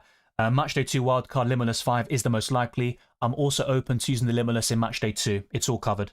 Thoughts on Akanji? Good for ball recoveries, but yeah, Dumfries would be the preference. I know the 1 million difference in price is obviously quite steep, but I think it's worth it with Dumfries' attacking potential. Guirassy or Ferran Torres? Guirassy. Nuno Mendes or Grimaldo? I'd go for Grimaldo personally. Hola Dylan, terminé mi fantasy pasado de primero gracias a ti. ¿Qué te parece tener a Chiquinho de Olympiacos en vez de Olise? Sí, Chiquinho es una opción que no hablé mucho sobre él. Para mí es una buen candidato en el mediocampo contra Pafos. Obviamente yo prefiero a Olise, pero también Bayern Múnich juega con un equipo bueno en Chelsea. Y Pafos está ahí para golearlo, en mi opinión. Así que Olympiacos puede ganar tranquilamente en la jornada 1. Es solo decidir de la mejor opción como atacante o mediocampista de Olympiacos, y Chiquinho no es una mala opción, pero yo prefiero a Arda Güler, que cuesta 6 millones, Pedro Gonçalves y Trincao, que también cuesta lo mismo, así que no es mi favorito en el mediocampo. Welcome Santos, hey Dylan from Portugal here. I would give an advice even though it's your pick, but Trincao is going to act better than Pedro Gonçalves, even though they're both doing great. The thing is, though, in the last couple of games, Trincao hasn't scored or assisted, and Pedro Gonçalves has shown better form. He scored a hat-trick very recently, and he got a goal and an assist this weekend. In the Champions League as well, his record is brilliant. He's averaging a goal contribution per game, essentially. So I really like Pedro Gonçalves. It's just, he had that big injury, and he has suffered ever since. Obviously, you know him better than I do, and you might be in a very good position to, give me that sort of tip.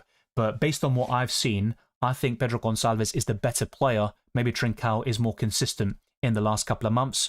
You can't have them all, Michael. That's my answer to your question. I like Harry Kane, but there's also Mbappe, Haaland, Pavlidis, Luis Suarez, Gyökeres. There are so many choices. Lewandowski's another one. Emery, I'm not sure if it was you, but I did cover this earlier as well. And I just talked about it as well with a Sporting fan. Hola Dylan, ¿qué opinas de Gakpo? Me gusta mucho para los partidos de local. Así que Gakpo es una buena opción. Pero Atlético, a pesar de sus lesiones, yo creo que van a defender muchísimo y va a ser un partido, no sé si parejo, pero no habrá muchos goles en mi opinión. Quizás un 2-0 para Liverpool. And for those that are maybe wondering what am I saying in Spanish, I like Gakpo at home in the Champions League, so I think it could be a good option against Atletico, but I think it will be a low-scoring game, probably 2-0 to Liverpool. Garassi or Ferran? Yeah, Garassi for me long-term. Ekatiko, Gyökeres? I think Gyökeres, and Isak is going to knock on the door very soon. Yeah, if there are any mods in the building, if you see any repeated questions and stuff, I would appreciate if you maybe time out or kind of sort them, because yeah, we're going to try cover as many different people and questions as possible. I don't want to just go for the same ones again. Thank you to those that are helping out. I appreciate it. Yeah, Predict 6 I'll go through at some stage before the deadline, but my main focus is on the team, of course, for UCL Fantasy. The only one I need to look out for is PSV versus Union Saint-Gilloise. Once the lineup is out, I'll update my prediction there, but I've gone for 2-1 PSV at the moment. I have 14.5 in the bank, Parma and Akilioce, or Vitinha and Calhanoglu. Probably Vitinha and Calhanoglu, but you could also consider Pedro Gonçalves or Trincao alongside Barcola. I think that'd be even better. I'm not sure what's happening here. Yeah, Sommer isn't in the lineup that I saw from someone earlier, but I'm not sure where they got it from, to be honest, mate. So take that with a pinch of salt, I'd say, just in case.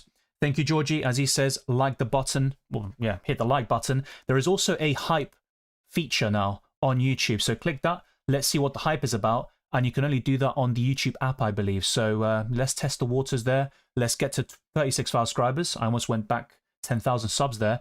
But yeah, 36k is well within reach. And we're also going to get this video to over 500 likes. It's all thanks to your support as I go live for the next couple of hours. Thank you to those that have sent in super chats, the new members and patrons. And that includes Pixel Punisher, I believe, 72. Thank you for becoming a differential. And not only do you get access to my teams before anybody else, but also my videos and live streams. The same goes for priority reply to comments. So this will be a great time to sign up. Thank you for doing so. Well, Nicky, Florian Wirtz está en un momento malísimo para Liverpool. No digo que es una mala opción en general. Creo que va a hacer goles en un momento, pero para mí hay mejores opciones para la jornada 1. Así que para mí no. Should I pick Alexander-Arnold, or is he not worth it? If you're free hitting in Matchday 1, essentially, yeah, I like it. Long term, though, I think Hausenhoff is better value. He's also going to get ball recoveries, and Trent can get a few of those points, but he hasn't even gotten any goals or assists just yet in La Liga. Joseph says, hola, Porro contra Romero. Es difícil porque Porro también hace algunos tiros libres, corners y todo eso, pero con Xavi Simons eso puede cambiar y lo vimos contra West Ham el sábado, así que es medio difícil eso. Y con Romero, él siempre fue bueno en UCL Fantasy por las recuperaciones del balón, así que me gusta mucho Romero. Yo prefiero a él. Y estoy sacando el contexto que yo soy argentino, pero sí, Romero es una mejor opción a largo plazo en UCL Fantasy. McTominay contra Kevin De Bruyne. Para mí, De Bruyne, y lo dijo en inglés, perdón, lo dije en inglés antes. McTominay es una buena opción ahora, pero Kevin De Bruyne está en un gran momento con el Napoli. Hi, mate. Or hi, Dylan. I'm calling myself mate here. Thanks for all the tips. Do you think Isak will play? No. I think Ekitike will start, but Isak was in training. He should make the squad tomorrow, but no, he shouldn't start now. Road to 50k before the end of the year. That probably is a bit of a stretch, to be fair. I mean, I think 40,000 by the end of the season is going to be the target. And yeah, by the end of today, 36k is the next objective. But UCL Fantasy will be a massive catalyst in our growth. And I do appreciate those that subscribe and show all the support. Excited for the return of UCL. Can't believe it's been a year. Yes, it's been so long actually, right? And I've been covering the Club World Cup in that time frame. I've been covering obviously FPL, and UCL Fantasy seems like such a long time ago. The last live stream was back in May, I think, or June for that Champions League final. And yeah, I never expected Inter Milan to get thrashed the way they did. Let's now go to this screen where you can see the transfer section, and this will be definitely used, I think, over the next couple of hours. Obviously, we've only got 1 hour 50 minutes at this point, and the lineup should be out now for Arsenal, PSV, Athletic Bilbao, Union Saint-Gilloise. I'll have a look and see if we got those official lineups that I can show you before continuing the coverage and answering all your questions. So let me check the UEFA app very quickly, and let's see if we can get this show on the road. Oh, yeah, I think it's going to be on this app. There's like 2 for the Champions League, but for those that are unaware, if you want to play UCL Fantasy on your phone, tablet, and download it from the App Store, type in UEFA Gaming Hub. That is the way to do it. Okay, come on. Let me check the lineups. Let's see. Match info. I don't see anything yet for Arsenal and also for the PSV games. So yeah, once it's confirmed, I will show you how Arsenal are lining up. That's the most important one, I believe, especially when building your defense. Luis Diaz and Arda Güler. To be fair, Diaz is quite underrated. He has had a great start for Bayern Munich. Arda Güler, I've talked about a lot in my videos. At 6 million, he's worth a punt, but Bellingham is back, and I think that could be a problem in the future. But I also mentioned earlier, they can coexist at the same time. It's not a case of, yeah, Arda Güler is going to drop to the bench permanently. So Timber and Calafiori start. Yeah, to be expected. Calafiori could be very interesting at 4.5. Do you believe that Vinicius will be benched? Okay, thank you for letting me know the source. So Madrid Extra, a bit like the City page and the Inter Milan one, they relay the information. That's what they do. Let me have a look at their Twitter account and see if I can, well, maybe check out the source. That'd be pretty good. So I think they've put a predicted lineup according to Diario AS, which is a Spanish newspaper. Let's go to that right now and have a quick look here. So they think it will be Courtois, Carreras, Hausen, Militao, Trent Alexander-Arnold, Tchouaméni, Valverde, Arda Güler, and here it says Vinicius or Rodrigo on the left. They have a concern about that. Mastantuono on the right, and Mbappe up front. So yeah, it does seem like a few sources aren't entirely sure about Vinicius starting, which isn't really good enough for a 9.5 million asset. So yeah, that would be a major concern. Thank you for pointing me in the right direction. But yeah, it does seem like some predicted lineups like UEFA aren't sure if Vinicius starts. And in fact, they've gone for Rodrigo in that case. Jose says, Buenas Dylan, ¿estás seguro que Giovanni Cuenda va a ser titular en este juego? Creo que sí, porque el principal jugador en esa posición, Katomo, que es un defensor en UCL Fantasy de 5.5 millones, él está lesionado, pero a largo plazo Cuenda no va a jugar todos los partidos, pero para la jornada 1 creo que sí. Veo que solo fue titular en el último juego y luego entró de cambio en todos los demás. Tienes razón, pero para mí depende de la lesión de Katomo y por eso Cuenda es una buena opción para la jornada 1. Treyan says, hey Dylan, should I go for Barcola or KDB? For matchday 1, I'd say Barcola. Long term, I think KDB. It all depends on your strategy. If you're wildcarding or limitlessing in matchday 2, I suggest Barcola. Otherwise, if you want a long-term pick, go for Kevin De Bruyne. Welcome, Nahal. Good to see you. To your point, Spurs have greatly improved on set pieces since Thomas Frank has taken over, which gives Romero and Van de Ven a big leg up. Botter is great, but as you say, he hasn't heated up in terms of points. Yeah, you make a good point. I'm guessing you're a Spurs fan. Welcome to the live stream. It's good to see you. Yeah, I think Romero in general, by the way, for Atalanta a few years ago, he was brilliant in UCL Fantasy with ball recoveries. So I just think Romero is the best of the lot if he can stay fit. I have more players playing today in my OG team. Yeah, I don't know what you're on, mate. On FPL and UCL Fantasy, you've got 2 teams. Good luck to you. Yeah, probably Ivan. It's not absolutely guaranteed, though. I could limitless instead. It's all covered in my chip strategy guide. Yeah, thank you. I will cover the Arsenal lineup. Thank you as well, Martin. It's always a pleasure talking to you. And yes, let's try to reach our goals today. That would be greatly appreciated. So, it's also worth going to the Arsenal lineup here. It's not even here. Why? Yeah, UEFA.com haven't got it yet, but soon they will do so. Maybe it's worth going to Arsenal's Twitter page and seeing the lineup from there. Let's see. And Arsenal will play in their blue kit. Okay, we've got one lineup, and it's only fitting. The first lineup I'm covering in a UCL Fantasy stream this season is for the Gunners. Let's go. Come on. So, Declan Rice is back in the starting 11 after getting a rest over the weekend. So Raya in goal, Timber, Mosquera, Gabriel, Calafiori, Zubimendi, Rice, Marino, Madueke, Eze, and Gyökeres. So not many surprises there. You could argue that Arsenal could have played Eze in the midfield instead of Marino and then play Martinelli or Trossard on the left, but the squad depth is certainly there this season. And there you can see the bench players as well. Saliba is back in contention, so that will be a massive boost ahead of that clash against Man City this weekend. So Kepa Arrizabalaga is also there on the bench. Hincapié, Setford, Martinelli, Norgard is back, Trossard, Wanyeri, Lewis Skelly, and Dalman. It's refreshing to see some squad depth. And let's not forget, Arsenal don't have Bukayo Saka. He's ruled out. Martin Odegaard, Kai Havertz, and Gabriel Jesus. So those are some really good players that are missing out there. And Arsenal are still able to put a decent team. Hopefully they don't make me look like a fool and they lose today. But yeah, it looks pretty good on paper. That is Arsenal's starting 11 against Athletic Bilbao away from home. So let's have a look at how we're doing in terms of subscribers. We are closing in on 36,000. We are around 200 away. Let's keep on pushing towards that goal. Like this video, share it around, all that good stuff. It really helps the channel. And thank you to those that have supported from the beginning. And I'm also keeping my eyes peeled on Twitter to see if there are any potential changes. And there will be plenty of polls over the next hour or so. And I'm going to put one right now, actually.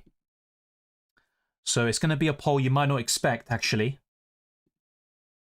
And it's about a goalkeeper. So let's put the Olympiacos goalkeeper in here in this poll.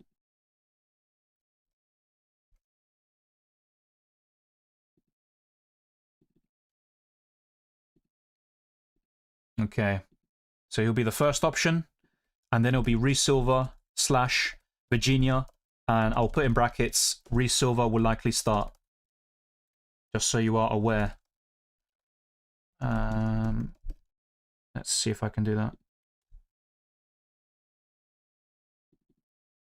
Silva is more likely. Let's put more likely since I got a character limit, for Christ's sake. And even that isn't enough.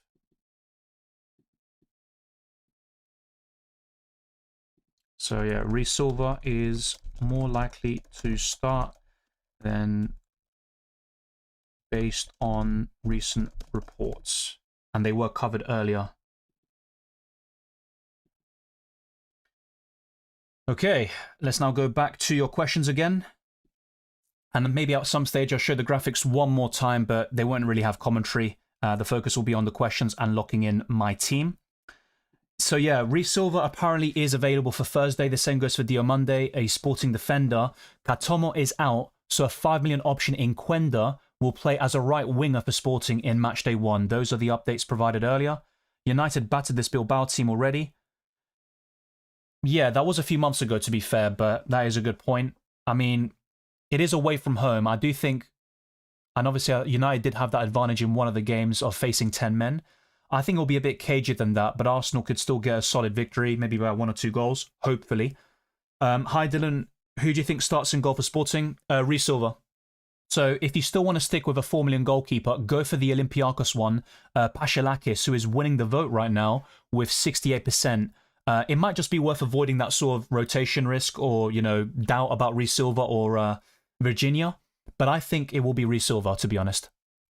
Yeah, Gnabry at 6.5 is decent, but his minutes are a bit inconsistent. Over the weekend, he was subbed off at half-time. So I'd rather avoid that personally and go for Elise. And of course, Harry Kane up front is another brilliant option for Bayern Munich.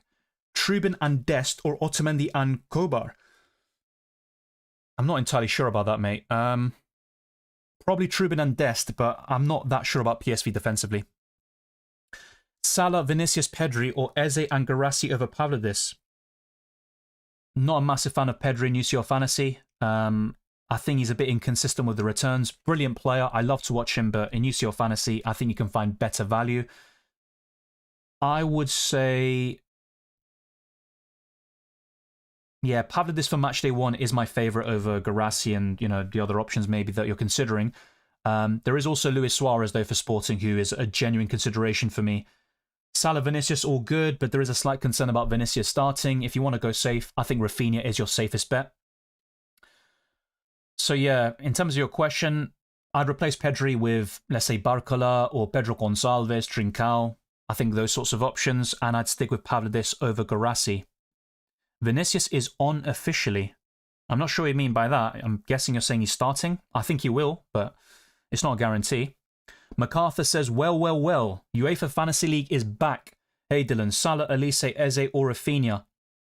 Long-term it's Rafinha for me. He's my favourite of the 4. For Matchday 1 specifically, it's probably Salah, but he's also the most expensive of those players. Eze's a nice punt, and Elise is just brilliant. I think he's been fantastic for Bayern Munich, but if I had to pick one long-term, it's Rafinha. The deadline, you can see with my timer, well, maybe not now, because I've got this on. You'll see it very soon, but 5:45 p.m. in the UK, that's 1 hour, 5 minutes, or 4 minutes now, because the clock changed as soon as I said that, like a mug.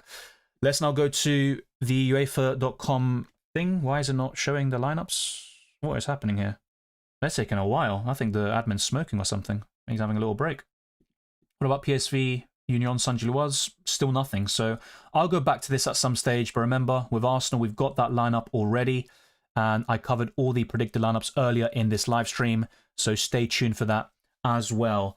What I'm going to do now, before we kind of wait for the lineups on UEFA.com, is to show you the graphics one more time so you can see the most likely players in my final setup. If you are a member or patron, you can see my updated team right now. I've currently got 1 million in the bank as a result of going for the Greek goalkeeper at Olympiacos as opposed to Rhys Silva, and Quenda could take the spot of Otamendi as well. So for those that are members and patrons, you'll know what I'm talking about. And ultimately, for everybody watching, that includes members as well, my advice is to not limit yourself by copying, but also go for something even better and learn as you use your fantasy manager, go for your own picks and become even better as a result. That is the way to go. And you also enjoy the game even more instead of copying. That's the way I see it. Everyone is different though. So with these other updates, it's worth going through one more time. So Diario AS, have a slight doubt about Vinicius starting. They think Rodrigo could take that left winger spot, but they are quite settled on the rest of this team. And Trent, according to multiple sources, will start. Marca is another Spanish newspaper that have reported this. With Marseille, they've gone for Rulli, Murillo, Pavard, Balerdi, Medina, Weah, Gomez, Kondogbia, Højbjerg, Aubameyang, and Greenwood in this 3-5-2 formation, essentially, or 5-3-2 formation. So yeah, this is the update with Sporting. So it looks like Diomande and Rhys Silva are in contention to play on Thursday. And this is also reiterated by another source, or it might be Record Portugal again, and they say they are available. So yeah, that is a massive boost there for Sporting, who probably don't need it against Kara Almaty, but let's respect everybody and all the opponents.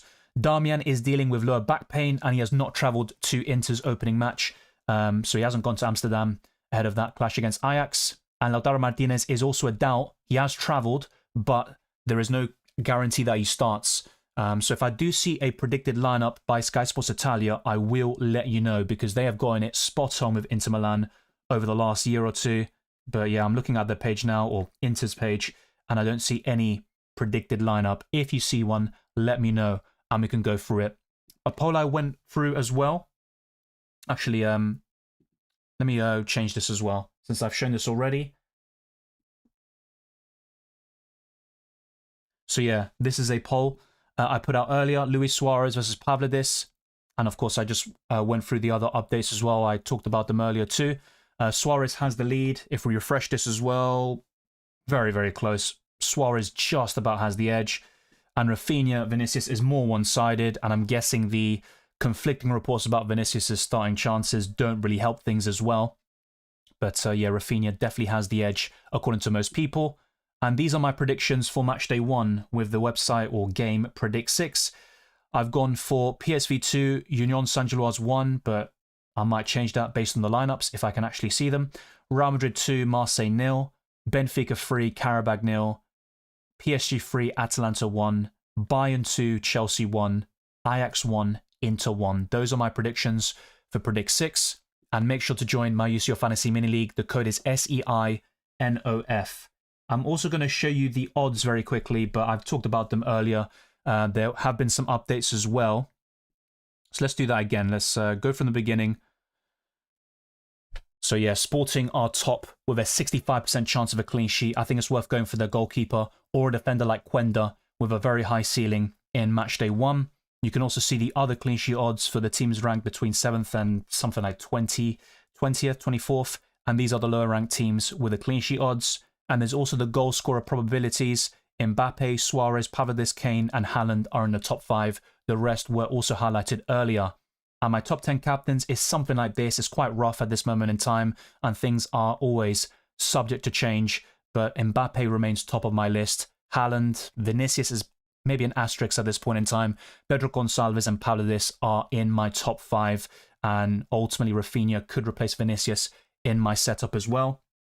And for those that are unaware, of course, there is a chip strategy guide on my channel. I'd encourage you to check that out as well. And these were some new graphics I prepared for today's live stream. So you can see the kickoff times, the Tuesday fixtures, last season's key stats and how the league phase went, Mbappe's Champions League record, and it also includes the most expensive players in each position for UCL Fantasy. And 2 of them are injured in Bukayo Saka and potentially Lamine Yamal, who is a major doubt for Thursday against Newcastle. But he hasn't been officially ruled out as things stand.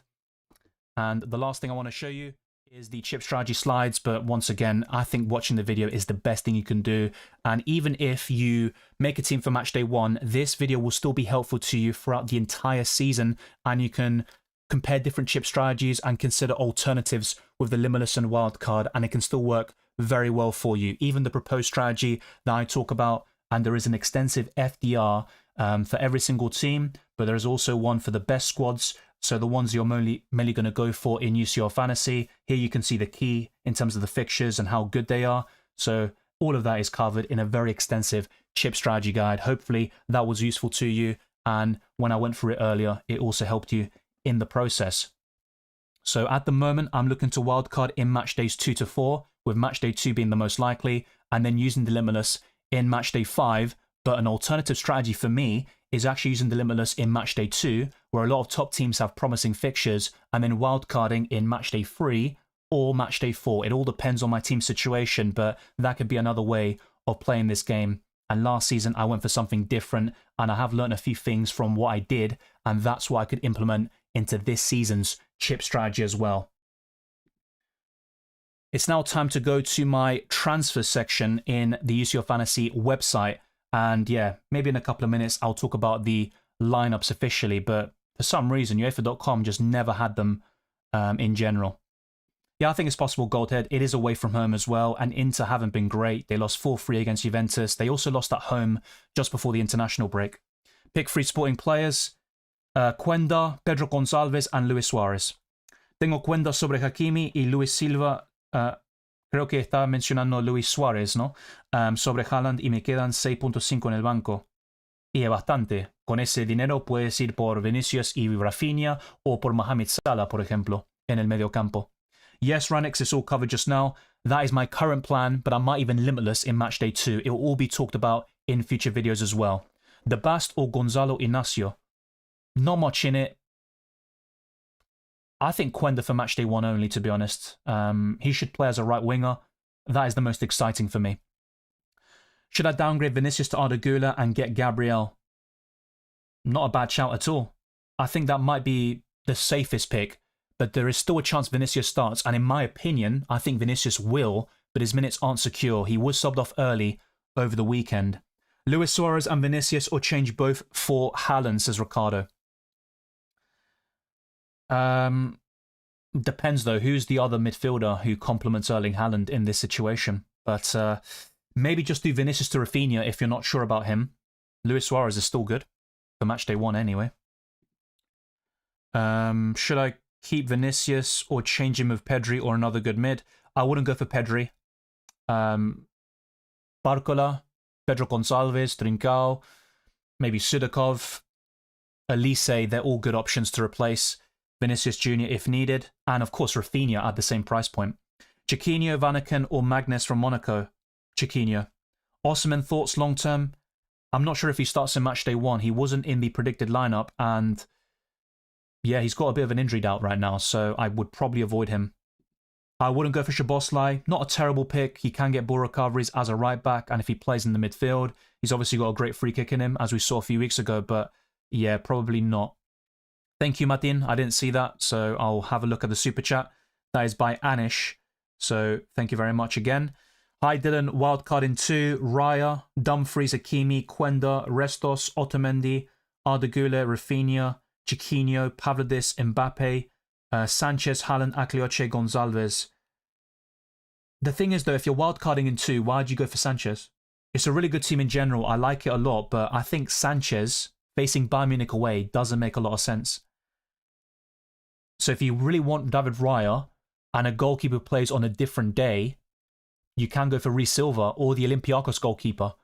So don't go for Robert Sanchez is my advice. The rest is absolutely fine. A lot of those picks are under consideration for me personally. You might want to also talk about, Barcola, who I've mentioned a lot of times in the stream.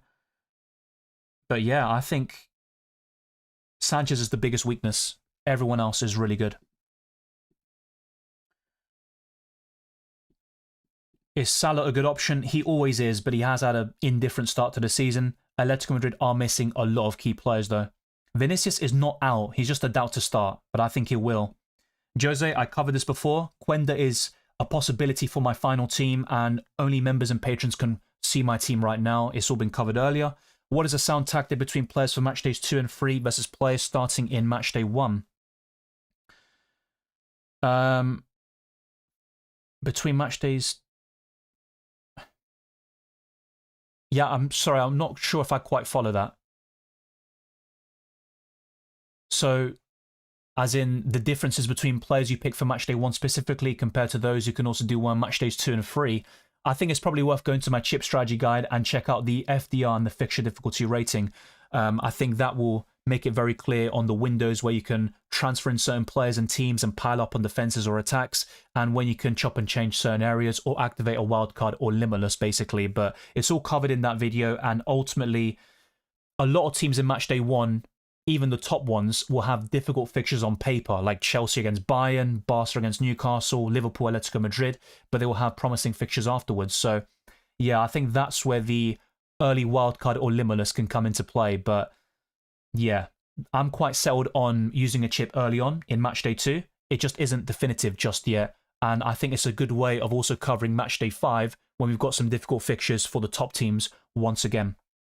Para mí no, Otamendi es muy bueno con recuperaciones del balón, así que prefiero a Otamendi sobre Araujo, pero nunca se sabe. Puede ser que en este momento o para la jornada 1 es Araujo que hace un gol o asistencia, pero Otamendi a largo plazo es mejor que Araujo. Vitinha y KDB por Vinicius y Pedro Gonçalves. Para mí no. Si estamos pensando en la jornada 1, yo creo que Vinicius y Pedro Gonçalves es mejor, pero también puedes ir por Rafinha sobre Vinicius si crees que Vinicius no va a empezar el partido. How would you rank Xavi Simons, Eze, Pedri, Calhanoglu, Güler? For matchday 1 only, I would arguably say Arda Güler first, Xavi Simons second, Çalhanoğlu third, Eze fourth, Pedri fifth. Very close though. Yeah, I do like Quenda. 5 million option in defense. Should start in match day 1 as a right winger. So I'm definitely on board with that pick. Yeah, the lineup should be out as well on the website. So I'm going to have a look now. I mean, I don't know why they took so long. And also of Arsenal. I went through that earlier. So let's focus on Bilbao. Unai Simon.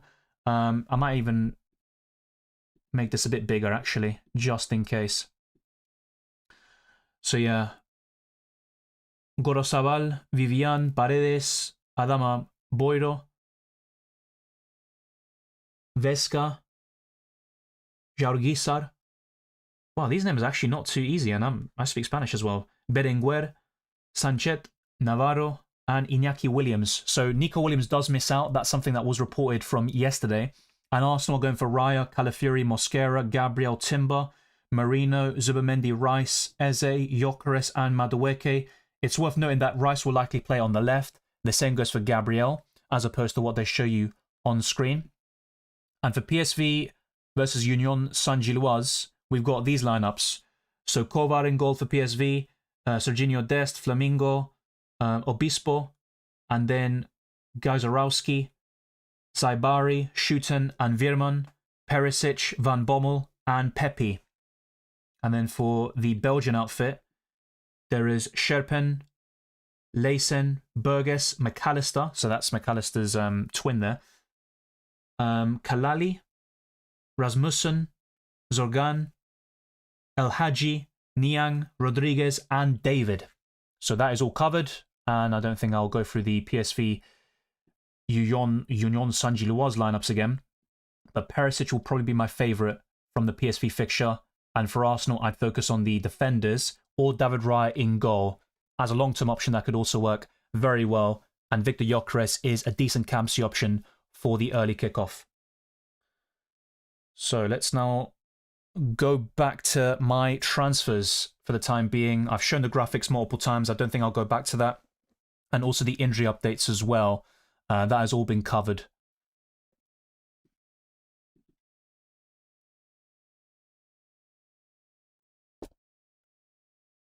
Okay, so let's see if any members or patrons have put questions here. Paredes says, Osimhen, thoughts long-term? I did cover this, I think, by the way. So with Osimhen, unfortunately, he might not even start in match day 1 based on the lineup I saw, and he is an injury doubt at this moment in time. Is Chelsea going to beat Bayern like they did in the Club World Cup? They never faced each other, mate. Chelsea beat PSG. They beat Benfica in the round of 16, I believe. Then it was... 2 Brazilian teams in the quarters and semis. Bayern Munich were knocked out by a different opposition. So yeah, I don't think they'll beat Bayern Munich. I think the Bavarians will win. Best Arsenal defender, long-term is Gabriel. If you're looking for a punt, I like Calafiori a lot. He's 4.5. My only concern is the injury record. Look, a PSV attacker is definitely fine for match day 1. I've gone for a 2-1 prediction. I'll likely stick with that. Perisic is my favourite from that team. Yeah, I think Ortega's fine from Olympiacos. I might cover them with their goalkeeper for matchday 1 only. I'm not a massive fan in general. Thank you. I appreciate you tuning in live. How comes you aren't backing your Arsenal boys? Like I said before, mate, my team at the moment is different to what you see on screen. There are 4 or 5 changes, and Arsenal defenders will likely feature in my final squad. So that's all talked about before. Pacho versus Marquinhos versus Van de Ven versus Romero versus Otamendi. Well, that's a lot of players, mate. For matchday 1 only, it's Otamendi. Long-term, the best ones are probably Romero and Pacho. Just for matchday 1, Rafinha, Güler, Eze, or Çalhanoğlu, it's still probably Rafinha, to be honest. If you really just want to punt, maybe Arda Güler, but I think Rafinha is the best one. Perisic or Barcola? Probably Barcola for me. Reece Silva or Virginia? I covered this earlier. Reece Silva will likely play on Thursday. Expert says, what do you think if I play Arda instead of Xavi Simons, but I'll need another player instead of Howson? What are we talking about here? A 4 million defender? Well, not actually, because, yeah, if you get Arda Güler... Yeah, I'd rather just have Arda Güler and Howson. There are 4 million options to consider, but it's not as enticing as Howson, especially longer term. Hey Dylan, I always save my wildcard and limitless towards the quarterfinals and semis, or even finals, so I had players. Yeah, the strategy. So sorry, Jose, I'm just going to kind of recap on this because it has been talked about a lot in this stream, and also I've made a video dedicated to it, the chip strategy guide. But basically, my current plan is to free hit essentially match day 1 by just focusing on the opening match day, then wildcard in match day 2. And to be honest with you, even a limitless in match day 2 isn't officially ruled out, but I think a booster will be used in match day 2. And if you do wildcard so early on, what it allows you to do is go in on players who have great fixtures from match days 3 to 8, and when they have difficult fixtures in match day 5, you can use the limitless and go about it that way. But I'm quite open-minded about my chip strategy. It could be limitless 2, wildcard in 3 or 4, but it's all talked about in my chip strategy guide. Vinicius puede no empezar. Es posible, pero yo creo que sí. Va a empezar el partido. Lamentablemente no vamos a saber antes de que empiezan los partidos de Arsenal y PSV, y muchos diarios como AS o AS y Marca piensan que no va a empezar o es posible que no va a jugar. Eze and Vinicius or Arda Güler and Salah? Difficult one. I'd probably say Arda Güler and Salah. Is it mad to have Mbappe, Kane and Haaland? Not necessarily. I saw someone else with that sort of structure and it looks really good because there are budget midfielders that can facilitate that sort of structure there. But yeah, I do like the look of it, to be fair. Ultimately, you can't get better than those 3 strikers. The best goal scorers in the world right now. I'm probably going to go for a cheaper option like Pavlidis or Luis Suarez though. Thank you to Paredes for gifting 10 memberships. It's always massively appreciated. So to the likes of Nehal, MMK, Christian Delgadillo, Jerry Brooks, Mohammed, AM Camtorn, POY, Lobby724 Oliver or Olivier, and CV. And who else is there? Also Mohammed. Yeah, all of you. The person to thank is Paredes. He's the one who gifted you a membership. So you can now check out my team as things stand. And remember, for those that are unaware, I've made 1 change from that, well, 2 changes from that team. So I've gone for the 4 million Olympiacos goalkeeper right now, and also Quenda for Otamendi. But things are subject to change, and I've got 1 million in the bank. So I'm quite tempted to use all of my budget. For everybody watching, my advice, and if you take anything from today, don't copy anybody. Even, you know, this video, don't even copy me or anyone else. Just because someone makes videos, they're not guaranteed to do well. I've got a great record in UCL Fantasy, but ultimately you can do even better by following your own picks. In the midst of that chaos, a big shout out to Ricardo Oliva for becoming a differential. Thank you very much. And once more, you can also check out that team and get early access to my videos and priority reply to comments. And thank you to Anish. Did Sanchez to Olympiacos goalkeeper? I like that. Yes, Calafiori in for Restos looks brilliant. If you've got funds, you might want Timber or Gabriel. My only concern with Calafiori for matchday 1 is, does he get injured? I really hope he doesn't. Thank you as well to Nehal. And yeah, once again, Paredes is the man of the moment. Quenda versus Inacio. I prefer Quenda. He's going to play as a right winger against arguably the worst team in the tournament. That is just, I mean, on paper it looks brilliant. Hopefully it goes well. The minutes might not be entirely secure, even with Katomo injured, but I do like Quenda. He has been mispositioned in UCL Fantasy. He's playing OOP, which is exactly what you want to see with an asset like that. Yeah, no Dumfries. I don't think I'll go there, to be honest. It's a possibility, and I talked about this in some of my drafts, but I think Ajax will score, and Dumfries has never scored or assisted in 12 matches against Ajax in his career.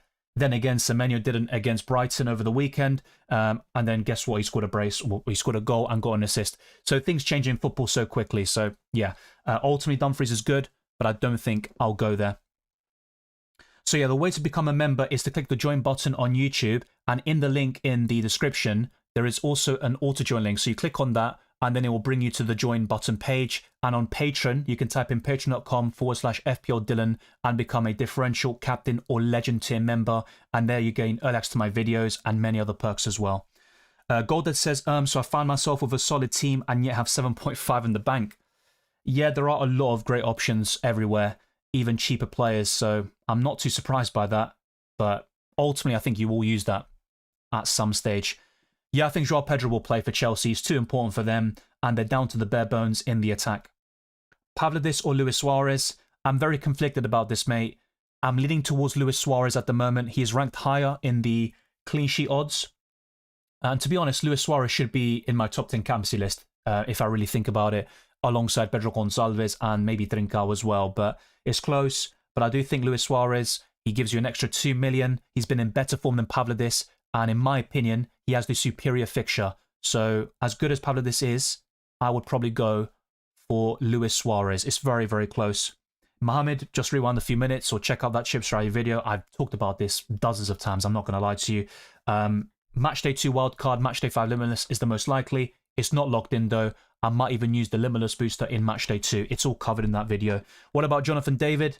Decent, but I would avoid him against Dortmund. I'm not saying he can't score in that fixture. The same goes for Guirassy, but that game is difficult to call, and I would rather avoid it if possible, especially with my strategy as well. Thank you to the moderators for sorting things out. But yeah, any spamming like this, it's not going to be answered. So just be patient. Your questions will be answered. That is not the way to go about it. Xavi Simons for Rangers. Yeah, I think that's an upgrade. Nuno Mendes is a good option. I'm not going for him though. What do you think about Eklioche from Monaco for 5 million? He was in my update draft video, so I think he's worth a consideration, but I think Monaco Club Brugge is a difficult game to predict.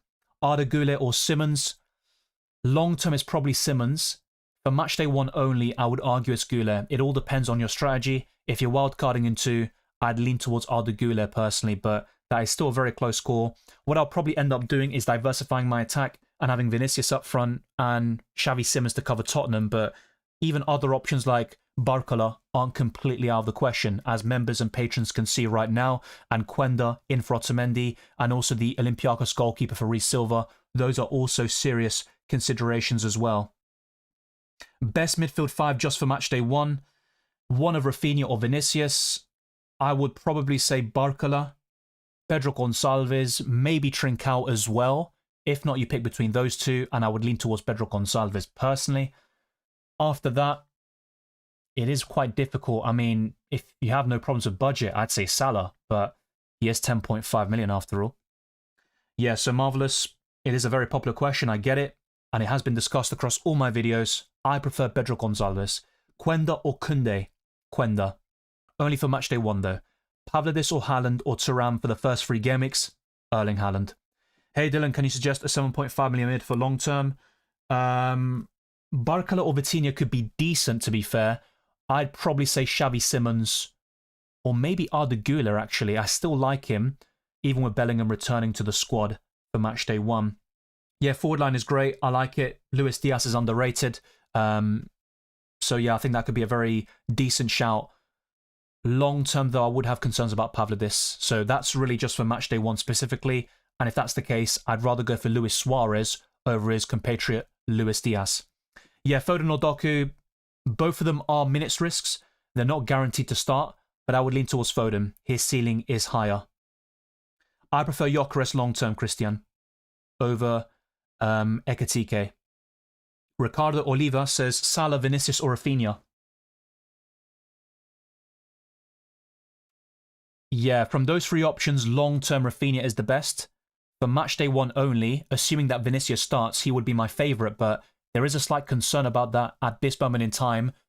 If I'm being completely honest, the one I'm most likely to go to is Rafinha for the price tag and also starting chances. ¿Qué piensas de Fermín López por Xavi Simons? Me gusta mucho Fermín López como jugador, pero como Pedri, te digo la verdad, no creo que en UCL Fantasy va a ser muy consistente. Yo creo que Xavi Simons empezará todos los partidos para Tottenham, o la mayoría, y creo que va a anotar más goles o asistencias a largo plazo. Y también Tottenham Hotspur para mí tienen muy buenos partidos hasta la jornada 8. Is that thoughts on Sarr and Thuram? Pape Mate Sarr is a decent option. He's had a good start to the season and a great summer, but ultimately he's not nailed on in the long term. The best Spurs midfielder is Xavi Simons, in my opinion, and Thuram up front is solid. Unless you're talking about the Juventus option, I'd be less keen on him, to be honest. Chiquinho or Perisic for matchday 1? I'd say Perisic, but just about. No Vasco, as covered before, it is not my final team. I'm trying to prevent copying, and also I'm not even fully locked in yet. Very soon I'll probably start deliberating between some final decisions, like the one you see in the poll, like Pashalakis versus Reece Silva / Virginia. And for those that are unaware, Reece Silva should start, the 5 million Sporting goalkeeper, and it looks like he's available for the Thursday match. In match day 2, should we use free hit or wildcard? It's called the Limitless here, not to be pedantic, but yeah, I think both of them are serious considerations for me. I'll probably use one of them. The wildcard is more likely right now, but I talked about this in my chip strategy guide. I'm seriously considering the Limitless in match day 2. I think the ceiling is very high, and you can get over 100 points with that booster. The only downside with that strategy, though, is for match day 5, you've got a lot of top teams and assets with very difficult games on paper, whilst with the wildcard in 2, you can cover off both match days in an even better way, in my opinion. So that will be decided over the next few weeks, but ultimately I will use a booster in match day 2 if I go for this team in the end, which is very likely. ¿Vale la pena Joao Neves y Güler? Creo que sí, pero Joao Neves no anotará muchos goles. Hizo un hat-trick hace poco, pero a largo plazo él es alguien para recuperar el balón, como Caicedo, por ejemplo, y yo no creo que va a anotar muchos goles o hacer muchas asistencias a largo plazo. Irish BVB says, hi Dylan, would you prioritize ball recoveries, Anton van der Ven, or attack potential? It depends on the context here. So I'd go for Anton for the ball recoveries at 4 million, but I would go for Porro over Van der Ven for the higher ceiling. Now, I'll be honest, I said this in Spanish as well. My favourite Tottenham defender is Romero. He was incredible for Atalanta a few years ago, and he can score a few goals, and Spurs look very... they look much improved from set pieces under Thomas Frank, which was mentioned by a Spurs fan earlier. So, yeah, it's a difficult one, and I do try to balance it out when possible, but I've got a big decision to make in my team, Otamendi versus Quenda, and that also depends on my final goalkeeper. If I go for Reece Silva, then I won't go for Quenda in my defensive line, but yeah, it's a good question. From what you're saying, I'd go for Anton and Pedro Porro. So yeah, if there's a super chat I missed, I apologize. I'm going to go to it now. I didn't intend to miss it intentionally. Thank you to Donrick96 for becoming a differential. That is massively appreciated. And now I'm going to go to the super chat. So apologies for the wait. So Mr. Mikey says, Matchday 2 wildcard. So Trubin and Pashalakis in goal. Hakimi, Gabriel Hausen, Otamendi, Quenda, Rafinha, Elise, Barcola, Arda Güler, Pedro Gonçalves, Mbappe, Pavlidis, Erling Haaland. My team is very similar to that, if I'm being completely honest. I've got an identical setup to it. At this moment in time, I don't have both Otamendi and Quenda. That's something I would entertain, to be fair. It would mean doubling up on Benfica defensively. And you've also got, obviously, triple... actually, in your case, you've got Pavlidis. I'm looking at maybe Luis Suarez at this moment in time, to be fair. But I have to say, I like every single pick. It does suit your Matchday 2 wildcard strategy, so I really like the look of that as well. So, yeah, not many complaints from me. Even Barcola, who can be frustrating, is a good Matchday 1 punt as well. So, not much in terms of improvement. Just be a bit mindful that Benfica aren't the most solid team defensively, and I would prioritize Sporting, if you can, and double up on their defense, especially in your situation where you've only got Pedro Gonçalves, so you have a Sporting spot available. That's something to consider maybe, but I really like that team, mate. So yeah, once again, thank you to Anish. That was covered earlier. You do have another super chat in the building though, and I'll cover that now. Did Restos to Gabriel, Dumfries or Grimaldo? Yeah, I like the look of that. It looks really solid. Yeah, Gabriel, Calafiori, Timber, you can't go wrong with those players. Even Mosquera for Matchday 1 only. I'd go for Grimaldo over Dumfries. Now, for those that aren't wildcarding or limitlessing in Matchday 2, for the first 4 match days of the season, I think Dumfries is still better than Grimaldo. But for my strategy, I'd lean towards Grimaldo. Hopefully that makes sense. Basically, short term, Grimaldo. A bit longer term, Dumfries is the pick there in that situation. Who is the best 4 million defender? I don't have a definitive answer to this question, but one option that was very appealing to me was Anton from Borussia Dortmund. So he is the standout, but there might be others where that came from. T Salama 7 says Garassi, Elise, Gabriel to Haaland, a 7 million Calafiori. I like the trio you have already, but I understand why you're considering Haaland and the other two as well. In terms of 7 million midfielders, you might want to consider Pedro Gonçalves, Trincao, maybe even Xavi Simons or Arda Güler, and Calafiori is absolutely fine there. Gabriel is probably more likely to score, but both of them are good options for Matchday 1. So yeah, if you're wildcarding in Matchday 2 or limitlessing, I would lean towards going for Haaland, a 7 million midfielder, and Calafiori. If it's longer term and you're not wildcarding in 2, go for the first trio. Maybe Garassi isn't ideal for Matchday 1, and you can always book in a transfer, although that's not what you want to do ideally, and then go from Guirassy or Pavlidis / Luis Suarez to Guirassy in match day 2 or 3. But yeah, I think for match day 1 only, I'd say Haaland is the way to go. Nehal puts a super chat as well, a long-time viewer and also member of the channel. Thank you very much.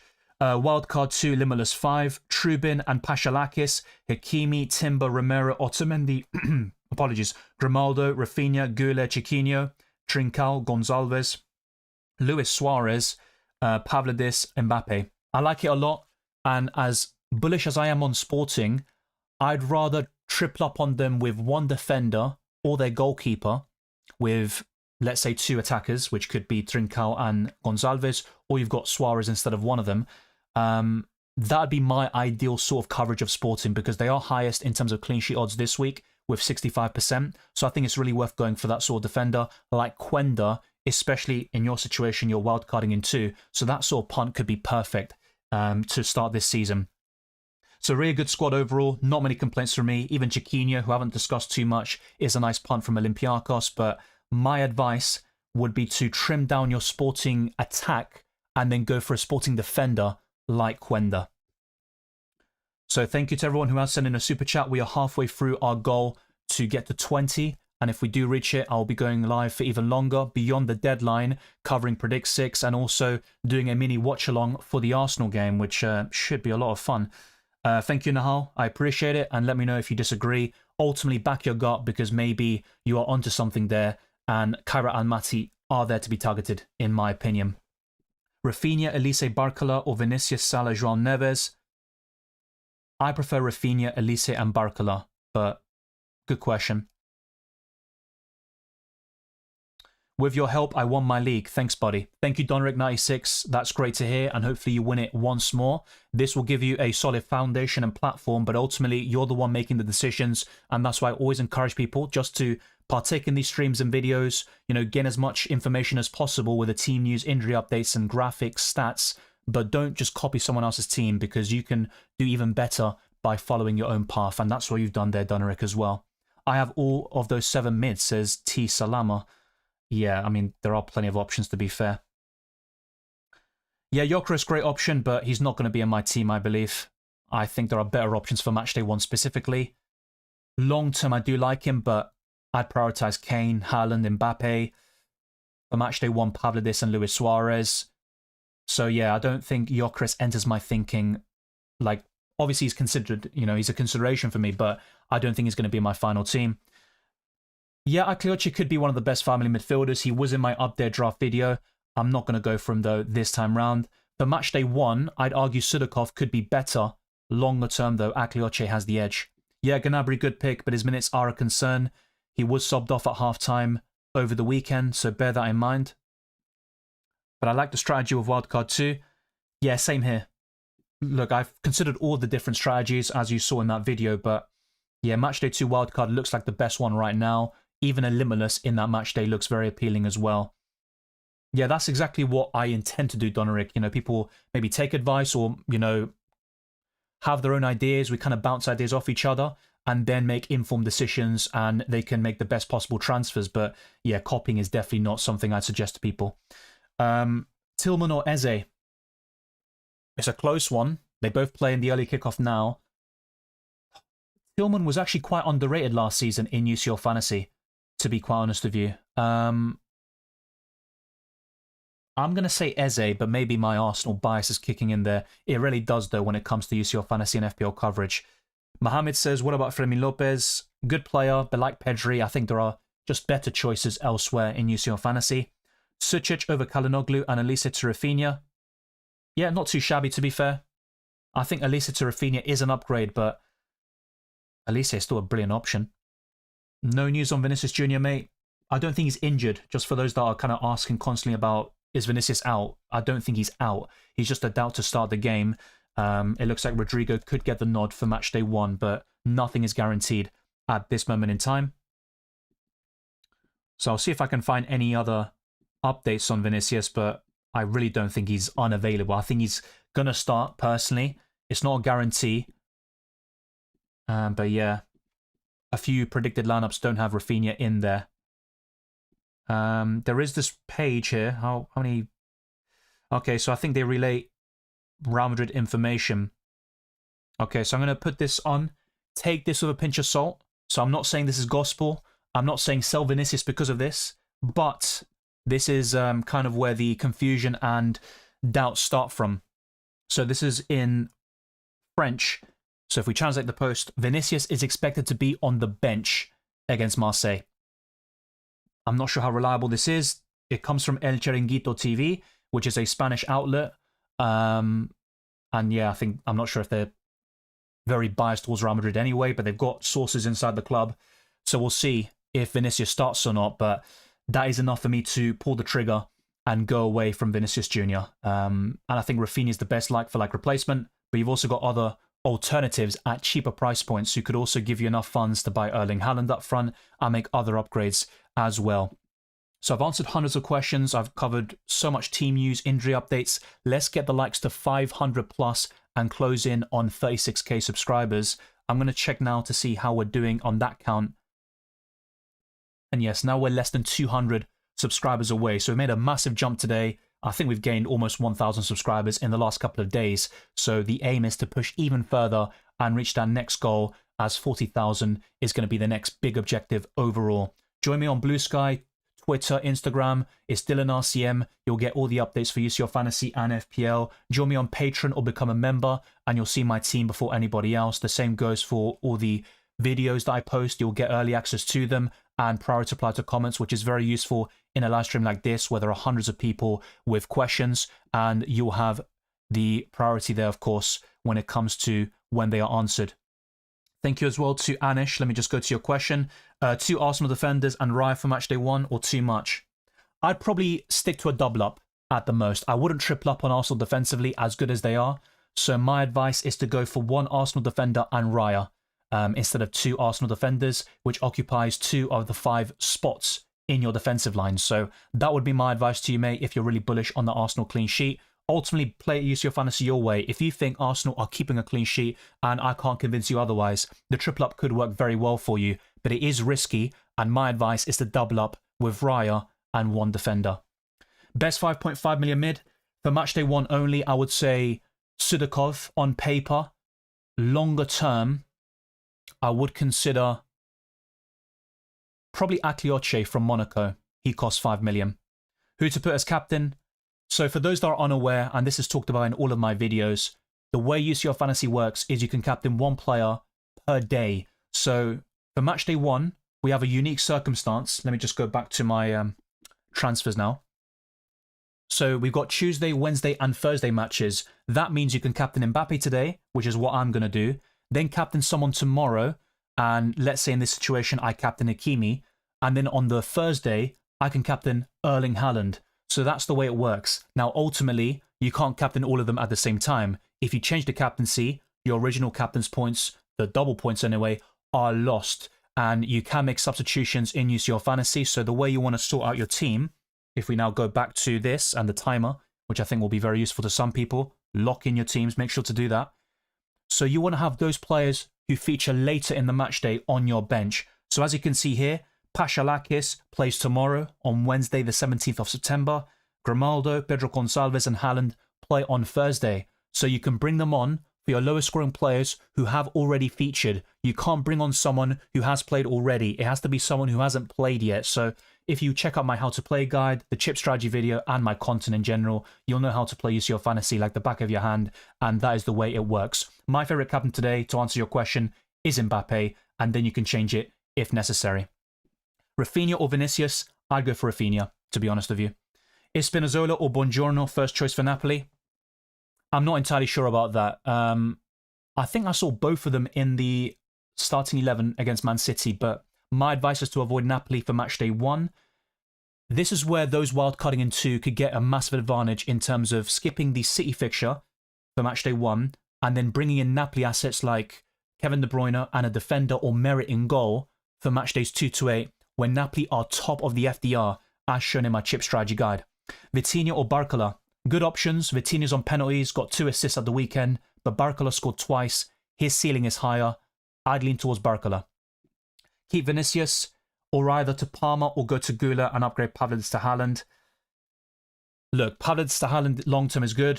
I'm not so sure about that for matchday 1 only, but it's still a good suggestion.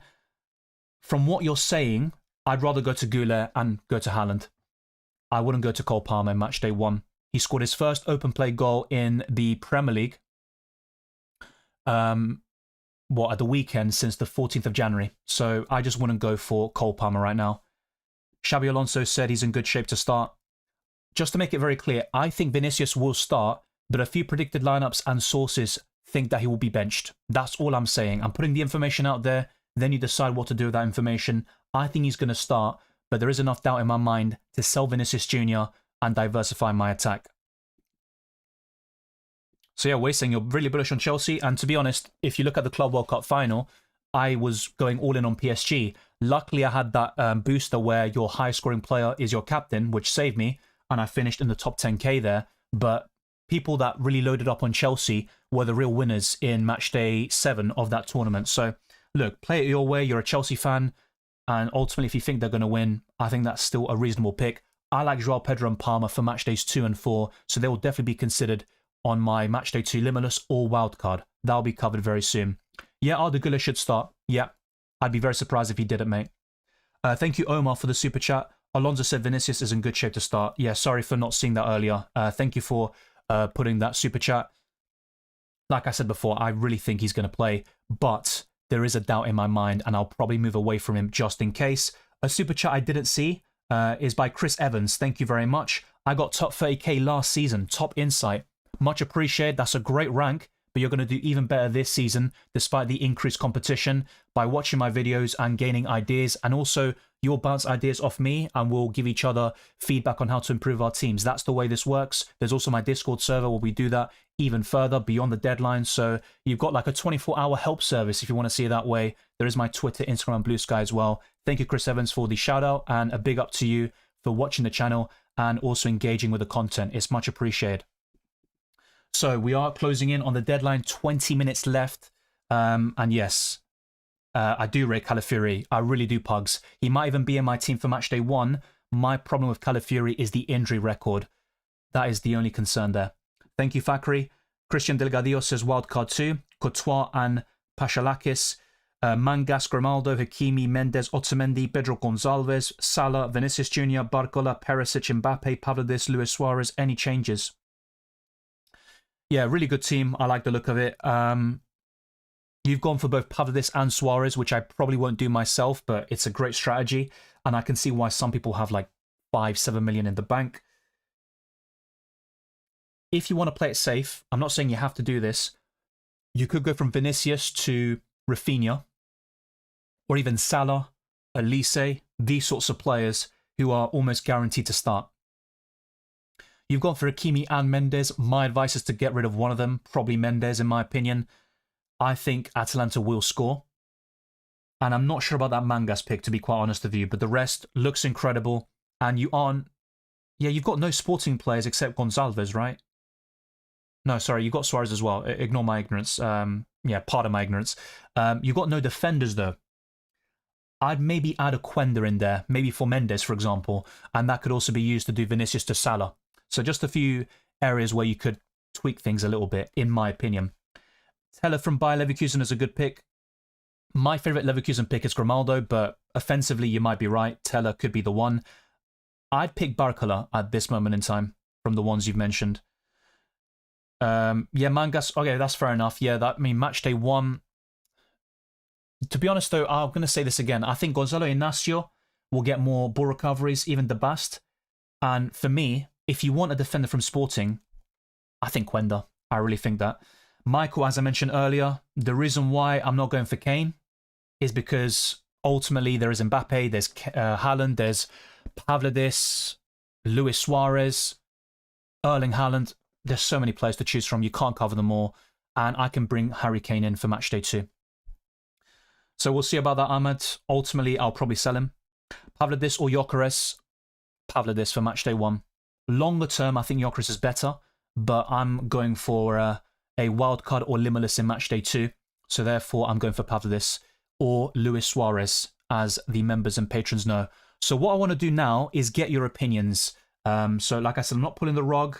I just gave the members and patrons early access to my team before anybody else, so they can lock things in before, you know, the kind of chaos really begins. And ultimately, I don't want anyone to copy if possible. Go for your own path and you will do even better. Trust me on that one.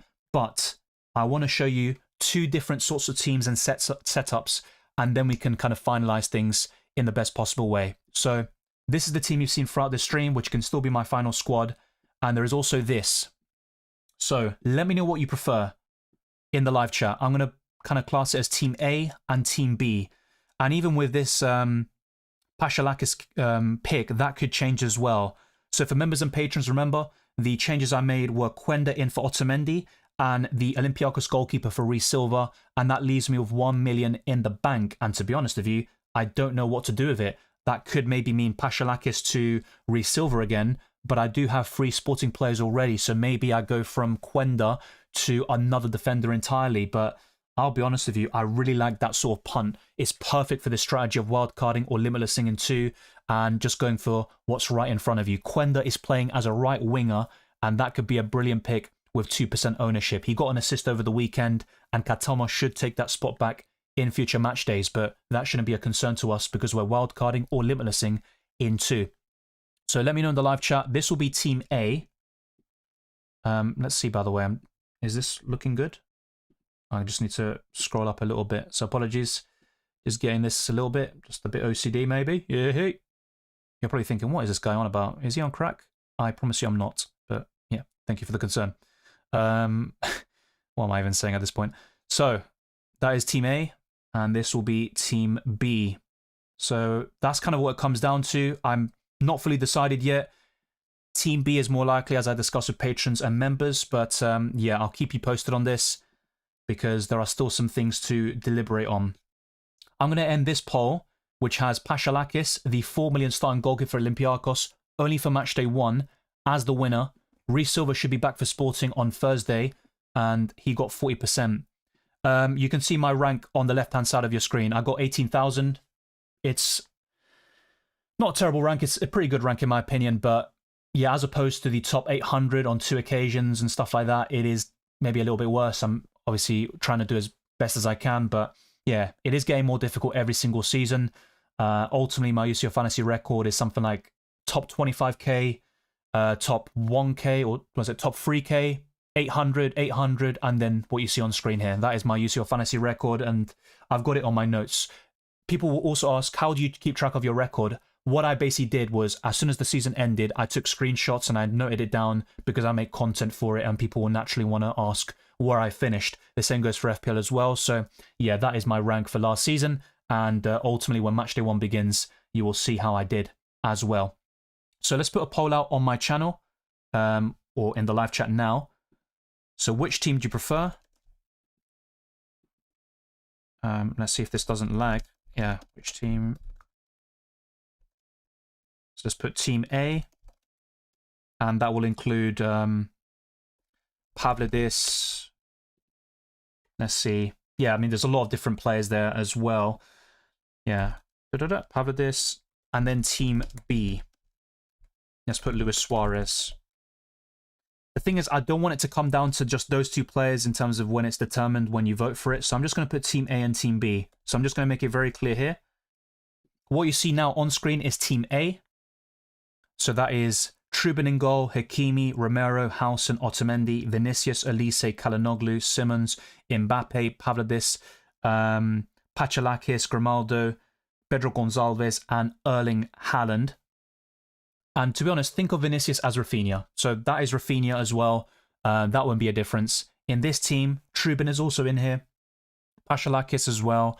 There's Hakimi, Quenda, Gabriel, Howson, Rafinha, Elise, Barcola, Simmons, Luis Suarez, Mbappe, Grimaldo, Gonçalves, Haaland on the bench. It's very similar, ultimately. There's only a few key changes. So let me know what you think in the live chat. Vote for your favorite team, and let's see what you think. Remember, Vinicius is going to be Rafinha anyway. I think Vinicius will start, but a lot of different sources and people have concerns about that, and that will put me off a little bit. I'm not going to lie to you. So Rafinha could be the play here. Why not Borro? Because Romero's better for ball recoveries. This has been covered beforehand. Romero's, even Porro as well, they're all good options, but there is also the possibility of Xavi Simons taking set pieces, which we saw at the weekend against West Ham. So Borro's appeal does decrease slightly as a result.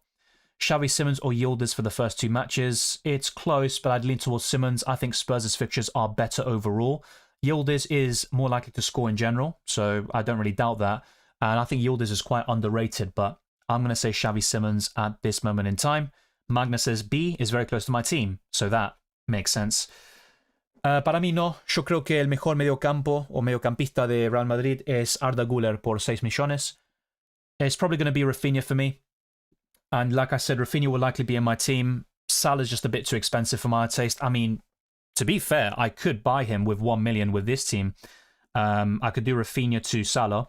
That's a possibility, but Rafinha is such a template pick. I almost don't want to go about him as well. That does play a part in my thinking. Now, one other thing I could do, let's actually make a team free to make things even more complicated. So let's change things up a little bit here. So let's go back here. This will be my team B. So I'm going to add a third team into the mix, and that's going to include Salah for Rafinha. And it's going to be a little bit different, actually. With this one, if I can even do that, I think I'm going to stick to the transfer section. That's going to be the best thing to do. So let's do Vinicius out for Rafinha with this team and leave it at that. So this is going to be like the final set of teams and players, and I'm going to then deliberate on what to do. The second one is going to be this. And let's see how that looks. Yeah, that's not too bad. Maybe a bit higher. And that one as well. So yeah, we do have 10 minutes left until the deadline. Lock in your teams. Don't leave things to the last minute. I'm probably going to do that, but obviously I'll try my best to avoid it. I don't like last minute decisions, believe it or not. I just always find myself in that sort of situation in UCL Fantasy. But yeah, we're going to have 3 different setups here, and it all comes down to this. I am going to wildcard or limitless in Matchday 2, as discussed before. So yeah, with this team, I could do then, let's say, Salah in for Rafinha. So that will be team B. And let's add a third one into the mix. And let's maybe change things up a little bit. So I'm going to get rid of Erling Haaland and go for Pavlidis as well. And by doing so, I've got enough money to then do something like Xavi Simons to Rafinha. So that looks really, really good in my opinion. And then 0.5 in the bank. I mean, what do you even do with that money? It's not an easy decision.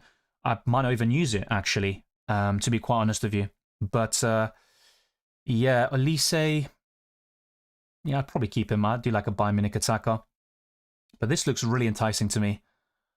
0.5. I'm just wondering what to do with that. Gabriel up, but I'll be honest, I would want an Arsenal defender against Bilbao away. So yeah, this is not an easy decision. Maybe we'll bring Reece Silva back into the equation and then downgrade Quenda to a 4.5, but I'm less keen on the 4.5 million options. Maybe that's where Calafiori comes into play. So let's do something like that, actually.